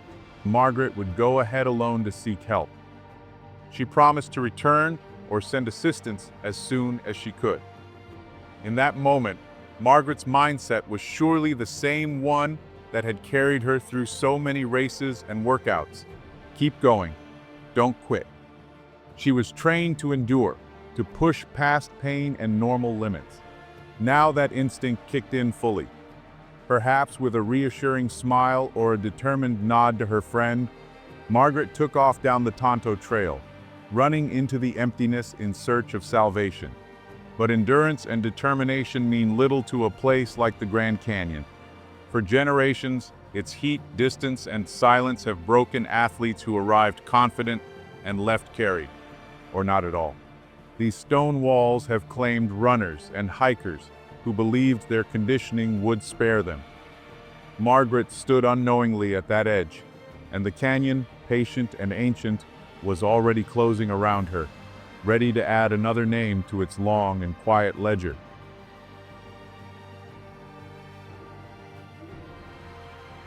Margaret raced down the trail, determined to find water and help. The very qualities that made Margaret exceptional now drove her deeper into peril. She had altered their plan. Instead of trying to climb out at the South Kaibab Trail, she decided to drop all the way to the bottom of the canyon. She aimed for Phantom Ranch, a small oasis with water and telephones by the Colorado River, though it was about 11 miles away from where her friend lay. 11 miles in the furnace of the inner canyon, without water, was the gauntlet. Still, if she could reach Phantom Ranch by evening, she could drink her fill, alert park rangers, and likely save herself and her friend. It was a desperate plan, but it was a plan. She headed west along the Tonto Trail. The canyon in the late afternoon was eerily silent, the sunlight taking on a molten quality.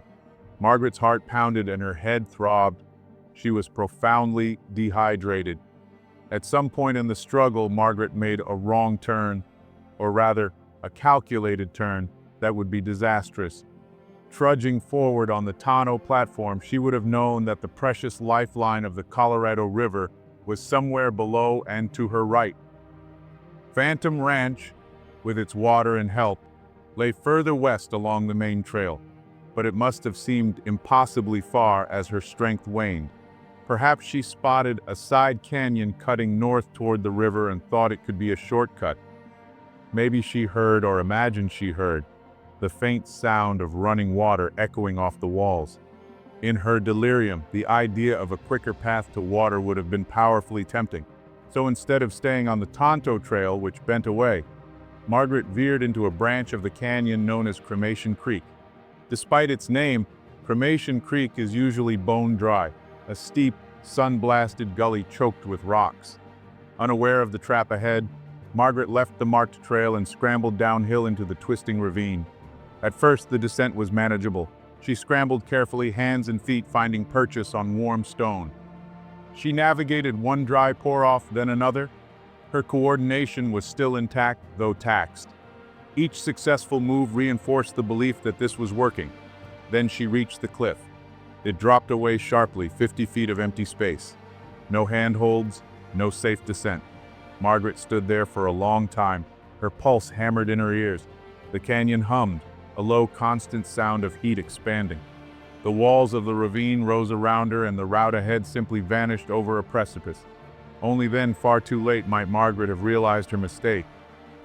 She found herself in a natural terrain trap. She was now stuck in an almost vertical dead-end canyon, still some 500 feet or 152 meters above the Colorado River. To get water, she would have to somehow survive a fall of dozens of yards or climb back out, neither of which was possible in her condition. The realization arrived slowly, dulled by dehydration. She could not go forward, nor could she climb back. She was trapped. What went through Margaret's mind at that point, we can only speculate. Did she feel panic as daylight faded? Or was she beyond fear, the hazy calm of severe dehydration dulling her senses? She did one rational thing. She sought shade. Evening was likely approaching. In July, darkness would fall around 8 p.m. Exhausted and dehydrated to the brink, Margaret lay down in a shaded spot on a ledge not far from the base of the cliff. She took off her small pack and set it under her head like a pillow, likely wondering if this would be her final resting place.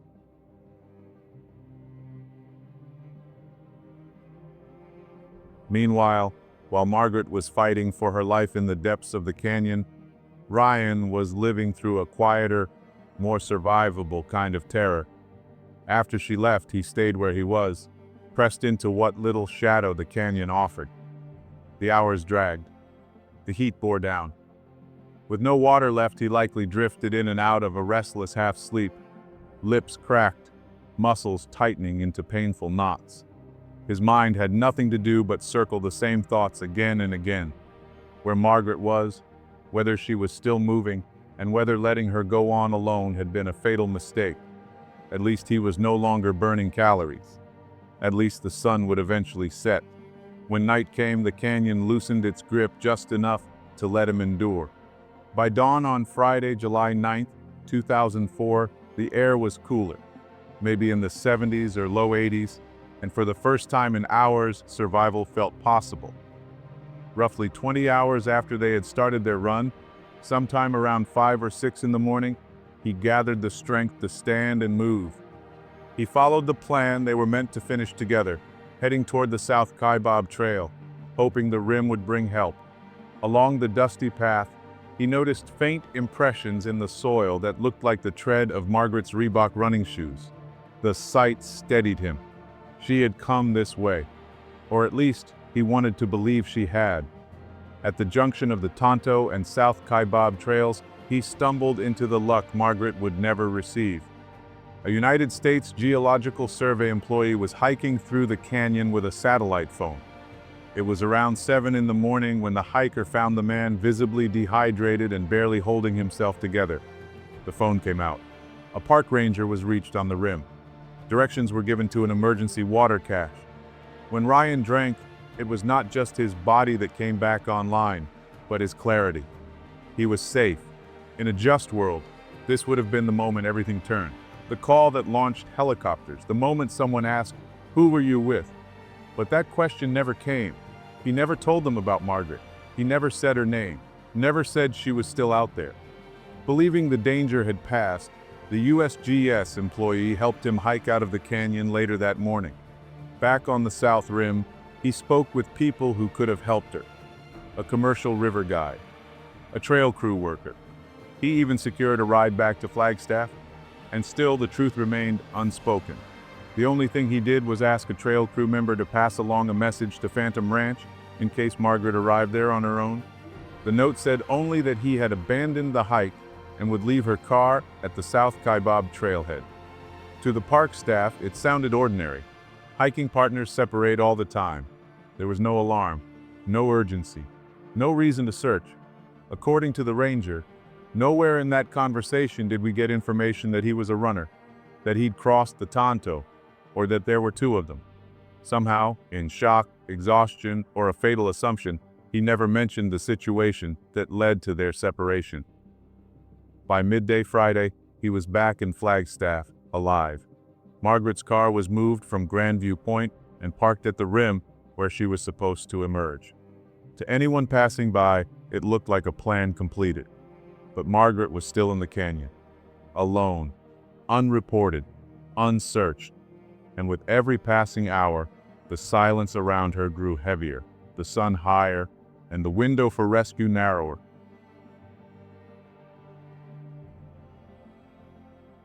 Margaret's family was expecting to meet her in Flagstaff on Friday. As the day went on with no word from her, their concern grew to alarm. This was not a girl who would casually blow off a rendezvous. She was responsible to a fault. By nightfall on July 9th, when Margaret had not appeared, her family contacted authorities. In those frantic early hours of Saturday, July 10th, between 1 and 4 a.m., they filed a missing person report with the Flagstaff police and alerted park rangers at the Grand Canyon. The information they could provide was limited. They knew she'd gone running in the canyon on Thursday and hadn't shown up as planned. Park officials began checking lodging registers and trailhead logs, trying to pick up Margaret's trail in the darkness, but still no one connected the dots. Ryan, the one person who knew exactly where Margaret had been headed, had not spoken to the family or the park. He might have been asleep at home, exhausted, assuming she was safe.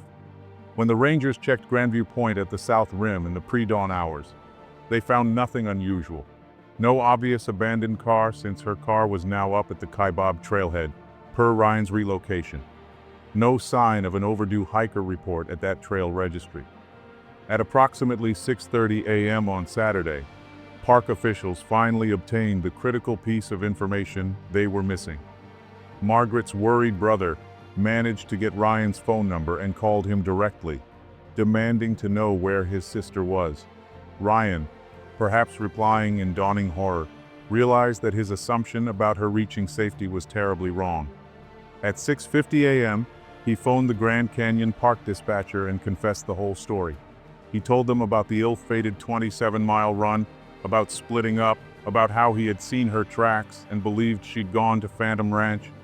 With this call, all the disparate puzzle pieces snapped together. "Now," said Ranger Yeston, pointing to the map, "all the dots connect." The search and rescue team moved with urgency. Within 90 minutes, by around 8:20 a.m., they had mobilized 20 personnel to look for Margaret.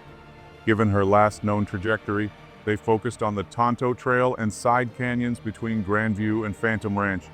A helicopter was dispatched to sweep the area from above. As the morning sun began baking the canyon once more, the rescue helicopter crisscrossed over the Tonto Plateau. The pilot and spotters peered down into ravines and drainages, hoping to glimpse a brightly clad runner or hear a cry for help. By late morning, they reached the area of Cremation Canyon, one of the larger side drainages along that stretch. From the air, one of the crew spotted a splash of color that stood out against the brown rock. They drew closer and confirmed the grim discovery: a human figure lying on a ledge about 200 to 300 feet below the Tonto Trail in Cremation Canyon. The helicopter circled, its rotors chopping the air, whipping up dust. They hoped the noise and wind might stir the person if by some miracle she was still alive. But the figure on the ledge did not move. Through binoculars, the rangers could see what appeared to be a young woman, curled on her side in a fetal position, her head resting on a small pack. The description matched Margaret Bradley. One can only imagine Margaret's final hours, alone and stranded deep within the Grand Canyon. As evening settled in, she rested her head on her backpack, not as a sign of comfort, but necessity. Night did not arrive as relief. That is one of the canyon's cruelest illusions. People expect darkness to bring mercy, a cooling breath after a brutal day. But the canyon releases heat slowly, reluctantly, like a body that refuses to break a fever. When dehydration and heat illness have already taken hold, night becomes something quieter and far more dangerous, a place where the body fails without spectacle or witnesses. As the sun slipped behind the canyon walls, Margaret's body was no longer regulating itself. Her core temperature had remained elevated for hours. Sweat had drained her of fluid and electrolytes. Sodium and potassium, essential for nerve signals and muscle movement, were dangerously imbalanced. Her blood thickened. Her heart labored to circulate less and less volume. The brain, overwhelmed, narrowed its focus to a single directive: do not move. She curled inward on the rock, knees drawn slightly, spine curved. It was a posture seen in extreme exhaustion and dehydration, a reflex to preserve what little heat and energy remained. Her backpack sat beneath her head, placed there without thought, just enough to ease the pressure of stone against bone. Nearby lay her red visor, discarded once it no longer mattered. The protein bar remained untouched. At this stage, eating is no comfort. Digestion demands blood and energy the body no longer has. Hunger fades. Swallowing becomes difficult when the mouth is dry enough to burn. The stars emerged overhead. The Grand Canyon at night is often described as breathtaking. The sky opens fully. The Milky Way cuts through the darkness in stark brilliance. Margaret may have seen them, or she may already have been beyond caring. If she survived the night, the morning brought no hope. In most survival stories, sunrise means relief, proof you made it through, hope. But in the canyon, dawn feels like a verdict. With the sun comes heat, and with heat comes the closing of all remaining options. Rescue was her only chance, and she had no way of knowing it would not come. Brian had found water, found a phone, found safety, and never reported her missing. Because of that silence, this day unfolded without helicopters, without her name echoing. No one was looking for her. She may have tried to lift her head as pale light spilled across the canyon walls. The movement alone would have punished her. Dizziness, a subtle tilt to the world. Vision narrowing at the edges as her body failed to push blood upward. Margaret had spent her life forcing herself forward through pain, through fatigue, through moments when quitting whispered softly. Instinct may have urged her to stand, to walk, to save herself. But dehydration betrays even the strongest. Blood pressure collapses. Fainting comes without warning. The risk of falling is overwhelming. So she stayed where she was, pressed against the earth. The river lay below her, visible, audible, tormentingly close. 500 feet might as well have been 500 miles. Sound carries. Hope carries. But the body does not understand vertical distance when it can no longer climb or think clearly enough to plan. As temperatures climbed into triple digits, her breathing would have grown shallow. Oxygen delivery faltered. The heart raced, then stumbled. Muscles cramped, then weakened. Heat stroke does not always announce itself dramatically. Many victims simply grow quieter, less responsive. Systems shutting down one by one, the Grand Canyon claimed another life. Margaret was a world-class athlete, disciplined, driven, built to endure what most people could not. She had miles left in her legs, years left in her life, ambition still burning bright, and none of it mattered down there. This is what happens when the wilderness is misunderstood, when beauty disguises brutality, when a place so vast and ancient is treated as a course to be conquered rather than a force to be respected. In the summer, the Grand Canyon does not test you, it strips you. Margaret Bradley died alone in one of the most breathtaking landscapes on Earth. No cheering crowds, no finish line, no one to hear her breathing slow or her footsteps stop. Just stone, heat, and silence. The canyon did not know her achievements. It did not care how strong she was or how far she had already run in her life. It simply endured, and when she could not, it kept her, adding her name to a place that has seen countless sunsets and far too many final ones.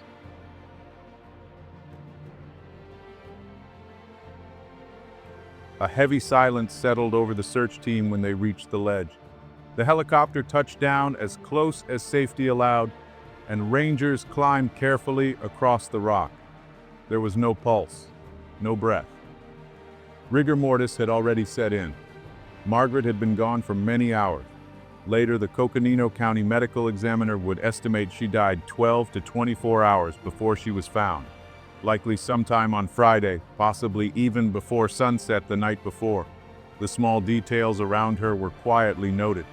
Her day pack was tucked beneath her head, as if she had lain down to rest. Her red visor sat nearby in the dust. Inside the pack, a protein bar remained untouched. There was no water. There were no signs of injury, no fall, no struggle. Margaret Bradley had not been attacked or injured. She had simply been overcome by heat and thirst, alone in the vastness of the canyon. Back on the rim, the mood was one of frustration and grief. This was a very tough one for us. A preventable tragedy, said Ken Phillips, the park's search and rescue coordinator. Rangers struggled to reconcile the outcome. They had evacuated nearly 200 people by helicopter in just the first 7 months of that year for heat-related illness. But most were inexperienced tourists who had underestimated the canyon. Margaret's case felt different. She was young, exceptionally fit, scientifically trained. She was probably fitter than most of us, one ranger said quietly. Investigators searched for any alternate explanation. They found none. No foul play, no hidden injury. In the end, it came down to what one paper later called a brutal lesson in miscommunication and biochemistry, a failure to share critical information, and the unforgiving physiology of dehydration and heat stroke.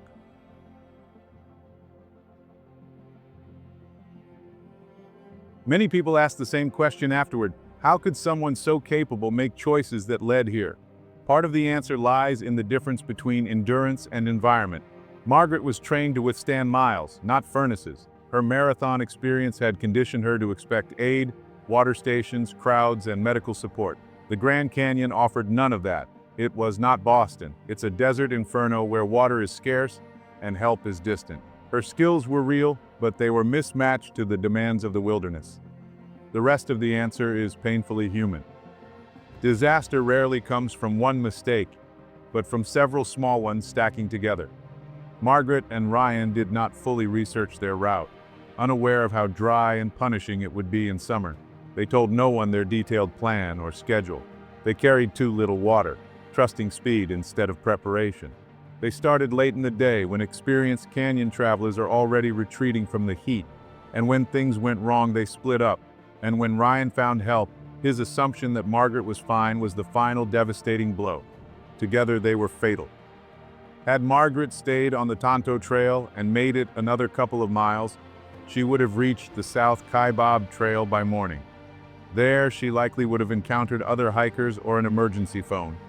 Her life was a short distance away, but impaired by heat and dehydration, she couldn't know that. Instead, she sought water and unknowingly stepped into a trap the canyon has set countless times before. News of her death rippled outward. In Chicago, runners and classmates mourned a woman whom many admired.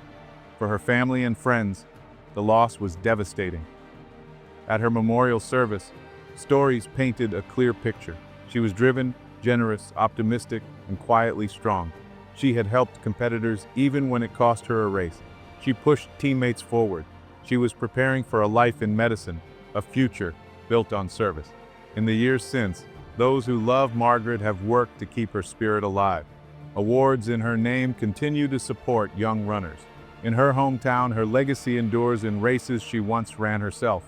Margaret's story is not just a cautionary tale, though. It's also a celebration of a life lived with passion. Not many 24-year-olds become an all-American runner, ace 2 academic majors, play classical music, and aim for the Olympics. She packed an awful lot of living into her 24 years. Her drive was inspiring. She genuinely loved testing her limits.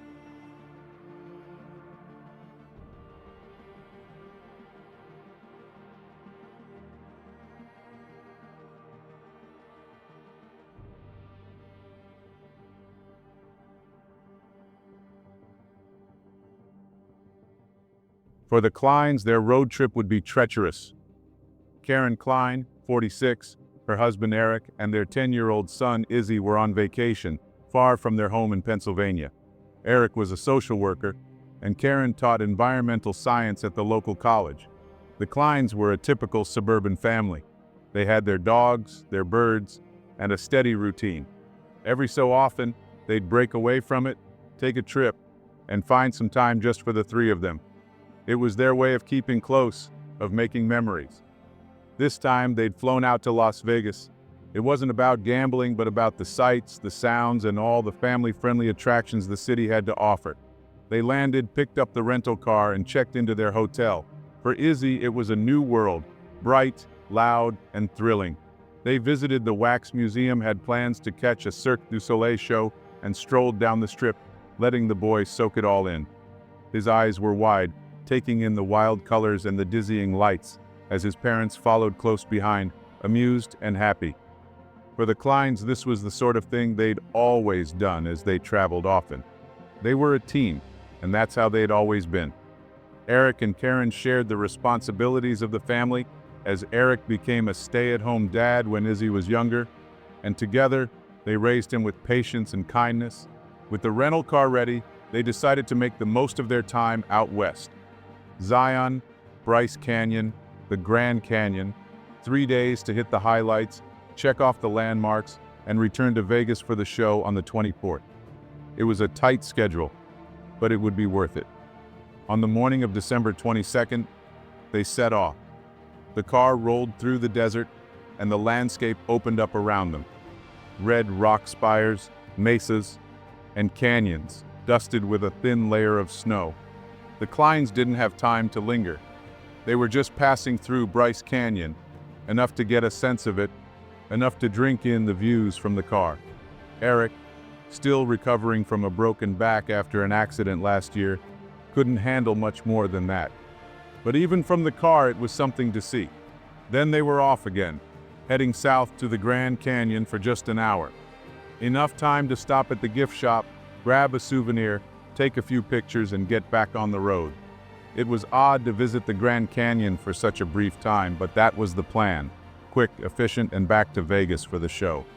They weren't looking for trouble, just a few good memories. Then the GPS threw them a curve. The main road to the North Rim was closed, so the navigation system redirected them onto a smaller, less traveled route. Forest Road 22.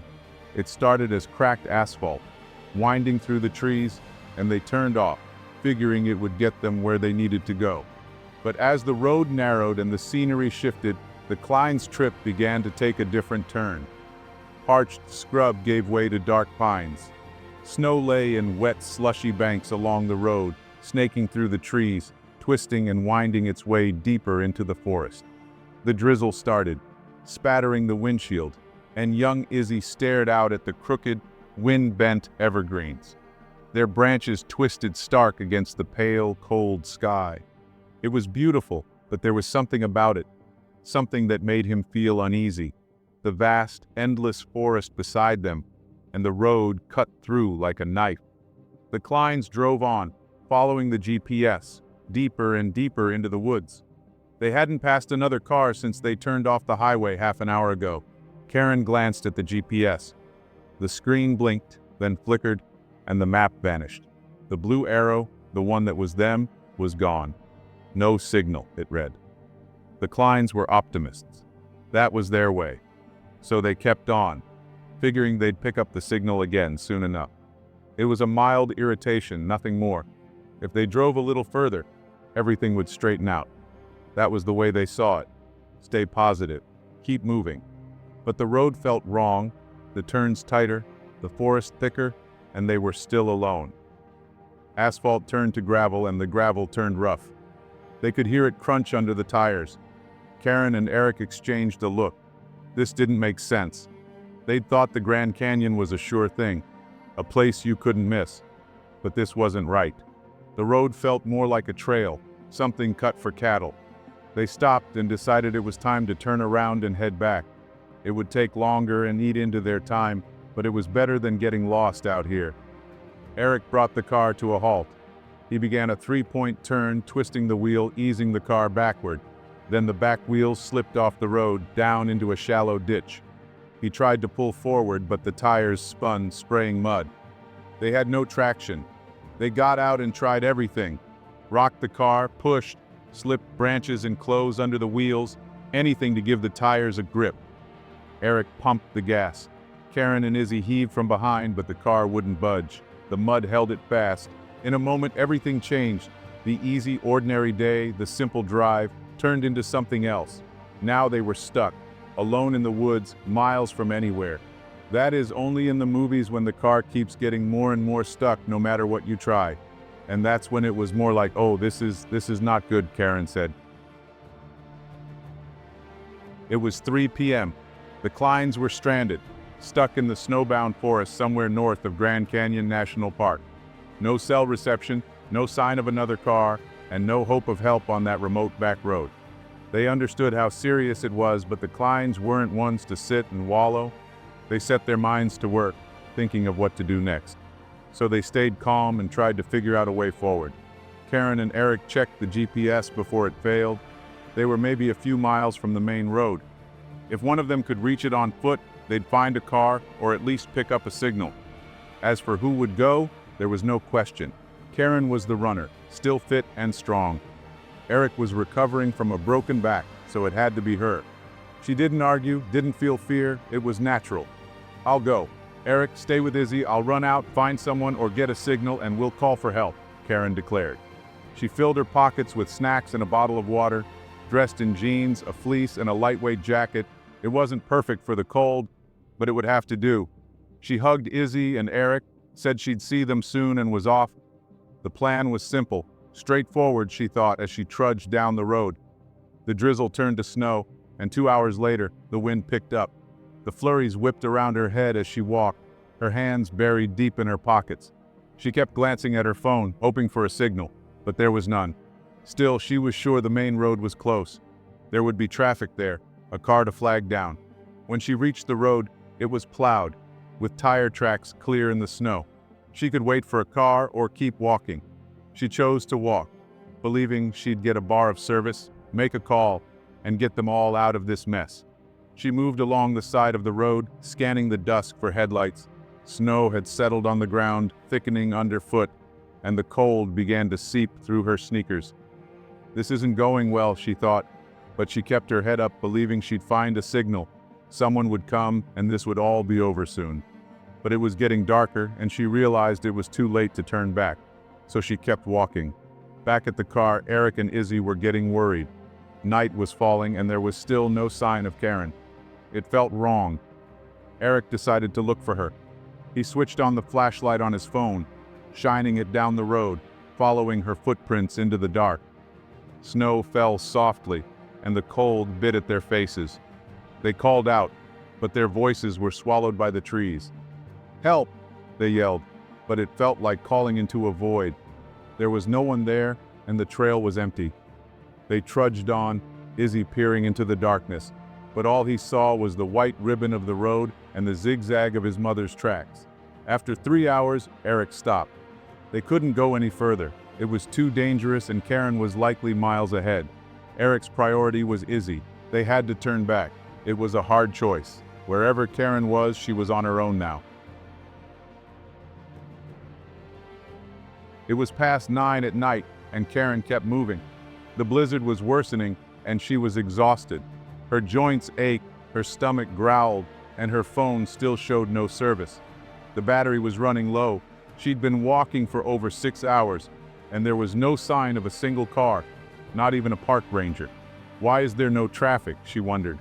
The cold stung her, but she pressed on, hoping to find something, anything to lead her out. Then she came to a fork in the road.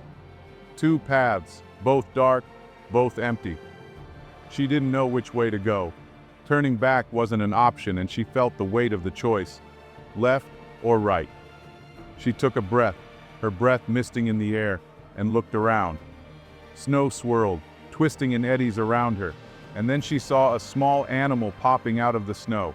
To Karen, it seemed unreal, almost like it was laughing, and then it ran down one of the roads. Am I hallucinating? Is this how it ends? She thought, but the animal felt real, and there was nothing else to guide her. So she followed it. The snow fell harder, the wind howled, and she kept moving. After a mile, she hit another fork, and there it was again, the same weasel darting through the snow, leading her down the road. She didn't question it, she just lowered her head and followed. The night deepened, the wind died, and all she could hear was the crunch of her footsteps. The strange little guide had vanished, leaving her alone in the silence. Finally, she reached a clearing. Up ahead, silhouetted against the dark, she saw a shape she recognized. It was nearly 2 in the morning when Karen saw a small road sign up ahead. She was exhausted, hungry, and cold.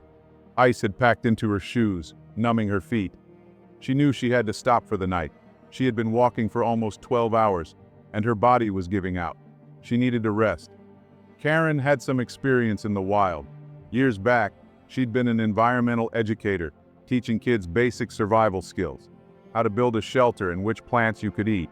Simple things, but enough to get by. She found a spruce tree, low and heavy with boughs, and crawled under it. She pulled the branches down around her, snapping them off and spreading them over the snow, wrapping them tight around herself. She knew she shouldn't sleep, knew the cold could kill her if she drifted off, but she had to keep warm, had to hold on. Wrapped in the coarse, prickly branches, she hunkered down, grinding a few spruce needles between her teeth, trying to forget the hunger gnawing at her belly. The bitter taste coated her mouth, but it was better than nothing. She pulled out her phone, hoping for a miracle, but the screen showed a blinking red battery. Then it went black. Just like that, her last link to the outside world was gone. It was a blow, a punch to the gut. She had counted on that phone, on getting a signal, and now it was just her, alone in the dark. Karen shriveled as the cold gnawed at her.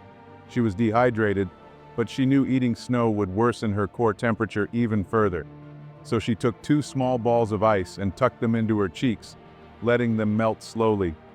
It was something, a small trick, but it kept her from freezing up inside. She couldn't let herself sleep. She knew it would lower her heart rate, slow her down, and open her to the cold. Hypothermia could creep in, and she wouldn't wake up. She guessed it was still 5 hours until sunrise. She just had to hold on, stay awake, keep breathing. She kept talking to herself, repeating over and over, "No, no, no, this isn't it. I'm not gonna die like this. I can't put Izzy and Eric through this." I won't sit here and freeze to death. She knew the stakes, but she refused to believe this was how her story would end. It's 7 a.m. on December 23, 2016, in Kaibab National Forest, Arizona. The morning after a blizzard, the land is buried under 8 inches of snow. Karen is cold and shivering under a heap of spruce branches. She stands slowly, her body stiff and aching, her joints like ice. She's exhausted, hungry, and weak, her feet numb from the cold, packed tight with ice in her shoes. But she forces herself to move, each step a struggle through the knee-deep snow. The muscles in her legs burn, and every part of her wants to stop, but she can't. It's not just her life on the line. I wasn't going to give up. It was never, I'm going to die here. It was, I have to get help for Izzy. I have to get help for Eric, she proclaimed. Around the same time, Izzy stirs awake in the back seat, curled under a jacket. He hears the engine running and feels the warm air blowing through the car. Izzy sits up and looks outside at the snow-laden terrain surrounding him. A landscape of endless snow. That image would stay with him, burned into his mind. Eric looks back at him. He hasn't slept. His eyes dark and tired. He's calm, but serious as he starts laying out the plan for the day.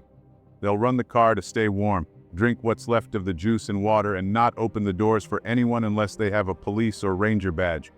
The plan was for Eric to set out, heading back the way they came, and hopefully find a signal, car, or someone who could help. Izzy's shoes are ruined from last night's trek, and he had to walk the last few miles barefoot.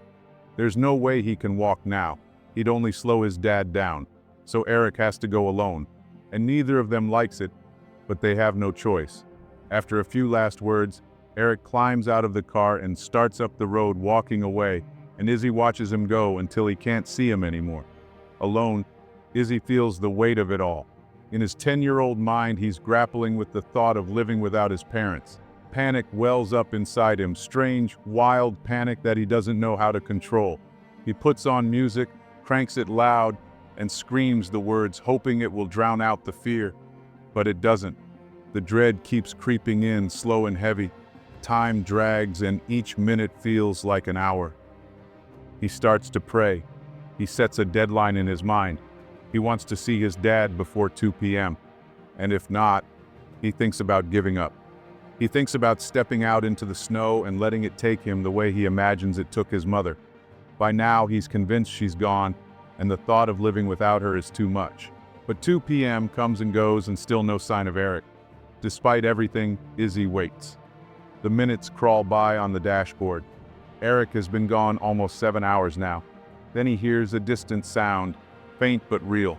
Wiping his eyes, he squints through the windshield and sees flashing blue lights cutting through the white. A rescue team reached the location of the car. Izzy is relieved, and for the first time all day, he believes it might be okay. After leaving Izzy alone in the car, Eric walked for 20 miles or 32 kilometers back up the road and was able to receive cell service and call the emergency services. Shortly after that, the search and rescue team jumped into action. They picked up Izzy and Eric and took them to a hospital to treat their mild frostnip, while the rest of the team set out to find Karen.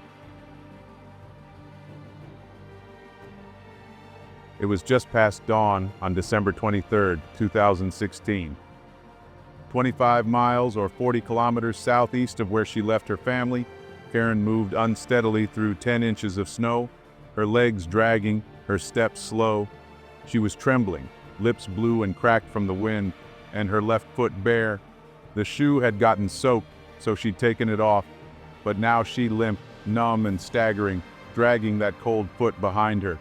She slipped and fell, sprawling in the snow. For a moment, she just lay there. Then she planted her gloved hands on the ground and forced herself up again, gritting her teeth. She had to keep moving. It was all in the mind, she told herself. At first light, she checked the road sign she'd stumbled on the night before. Grand Canyon Visitor Center, 6 miles. Just 6 miles. It gave her hope, believing everything would be all right after all. But as the morning wore on, each step got harder. The energy she'd felt at dawn was slipping away. By mid-afternoon, she had barely covered 3 miles. The sky had darkened, pewter gray clouds rolling in, and snow began to fall again, sticking to her lashes, blurring her vision. Her body ached, every muscle screaming with fatigue. She decided to break it down, walking for 20 seconds, then collapsing into the snow to rest. She kept that pattern all afternoon, hours stretching out before her like the endless road. She hardly noticed the light fading. Around 6, she sensed the trees thinning, and she lifted her head to see a gate with a cluster of wooden huts and cabins ahead. Relief surged through her. She stumbled to the gate, spotting a ticket kiosk about 50 meters ahead. "Is anybody here?" she called out, her voice hoarse, but there was no answer. She saw a cabin tucked in the woods, a pickup truck and a snowmobile parked outside. She staggered to the cabin door, knocked, waited, and pounded harder with her stiff, cold fists. Nothing. The place was empty. She glanced around, looking for another way in, and spotted a window. She had no choice. She had to get inside. Wrapping her jacket around her elbow, she smashed the glass, then climbed through, collapsing onto the floor, panting, her body shaking with exhaustion. She lay there for a few minutes, just breathing, then forced herself up. She tried to turn on a light, but there was no power. As her eyes adjusted to the dimness, she saw that the cabin was comfortable, clearly lived in. Someone had to come back, but she couldn't wait. She was starving and hadn't eaten since last night when she'd chewed on spruce needles. She made her way to the kitchen, rummaging through the cupboards. She found tins but no can opener. Her vision blurred and her hands fumbled. Drawers were pulled open and shut, over and over, and she couldn't focus. Everything was shaking, like looking through a camera when you're drunk, the way it wobbles and spins, she said. Giving up on the cans, she staggered over to the wood stove. If she couldn't find food, she'd at least try to get warm, but the search for matches was useless. She found none. Eventually, she opened a cupboard and pulled out a pile of woolen blankets. She wrapped herself in them, curled up on the sofa, knees to her chest, trying to keep the cold at bay. Her body was failing. She had walked 26 miles through a blizzard, and now she was nearing her limit. Her muscles had broken down, her kidneys were at risk, and the frostbite was creeping in, threatening gangrene. She didn't remember falling asleep, only the fast, hard thudding of her heart and her breath, heavy and ragged. She never allowed herself to think it was over, never thought she was going to die. "I have to get help for Izzy and Eric. They're waiting. They need me," she kept saying as she drifted off. It's 2 a.m. on Christmas Eve. Karen wakes from a restless sleep, her body shaking, her eyes struggling to focus. She hears voices outside the cabin and sees torch beams flickering through the curtains. She heard yelling, then pounding at the door. Her heart skipped. "Oh my God, it's the police," she thought.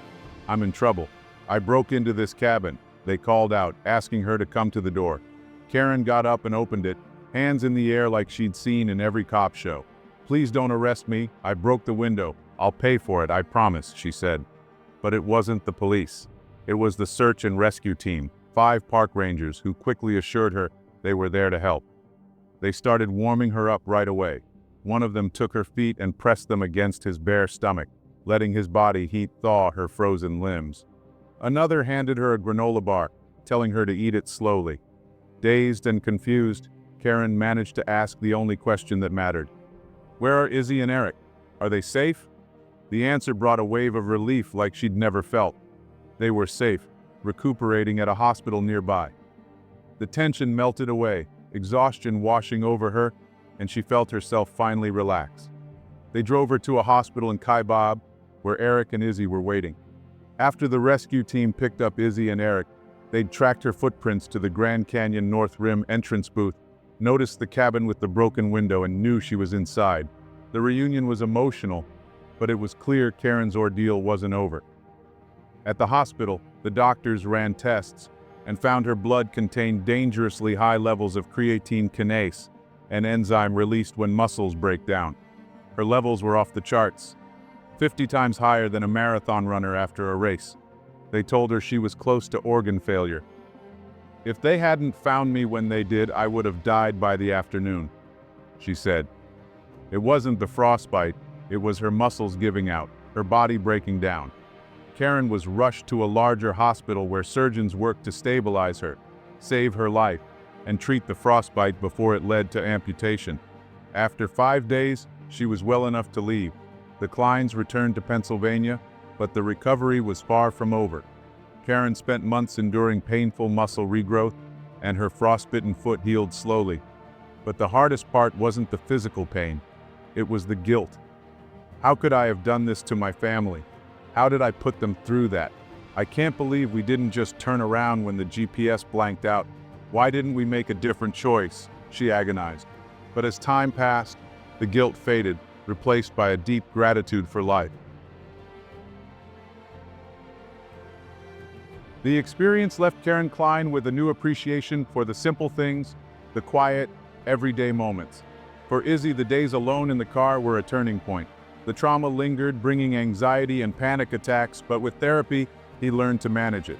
He found strength in remembering what his parents did for him and the lengths they went to. It was a hard lesson, but it brought them closer, and that bond was something he would carry with him always. What my mom did was just what she would always do. She is one of the most positive, the strongest people I know. And if my dad didn't act at the time he did, in the way he did, and with the efficiency that he did, then my mom would have died, and I would have lost hope. I think this event brought my family so much closer together in an odd way. The things that we do to survive are a reflection of how we feel every day. People love each other so much that at any time, they will walk 26 miles in 3 feet of snow to save you, or they will walk with a broken back to save you, Izzy reflected. As for Karen, the experience left her with a new appreciation for the simple things, the quiet, everyday moments, stating, "Even the ordinary is extraordinary." Just sitting down with a cup of tea and watching the birds, it's a profound experience. If you live chasing big, shiny things, you miss out on what's really important. You miss out on all the beauty, the happiness, the joy that's already around you.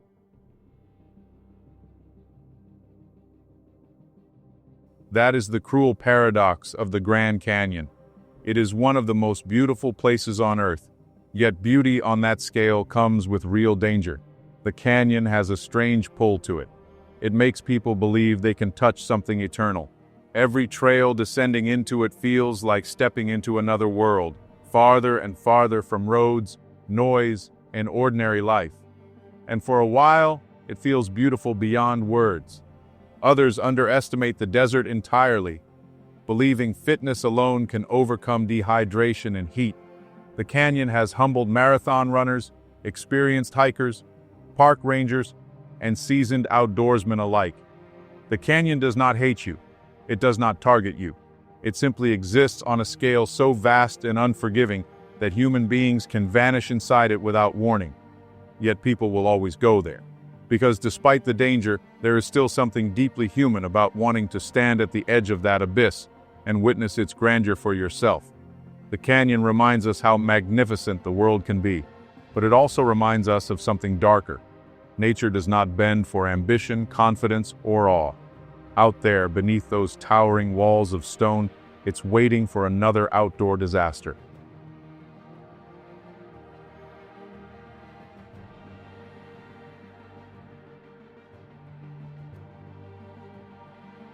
If you've made it this far, please consider clicking those subscribe and like buttons.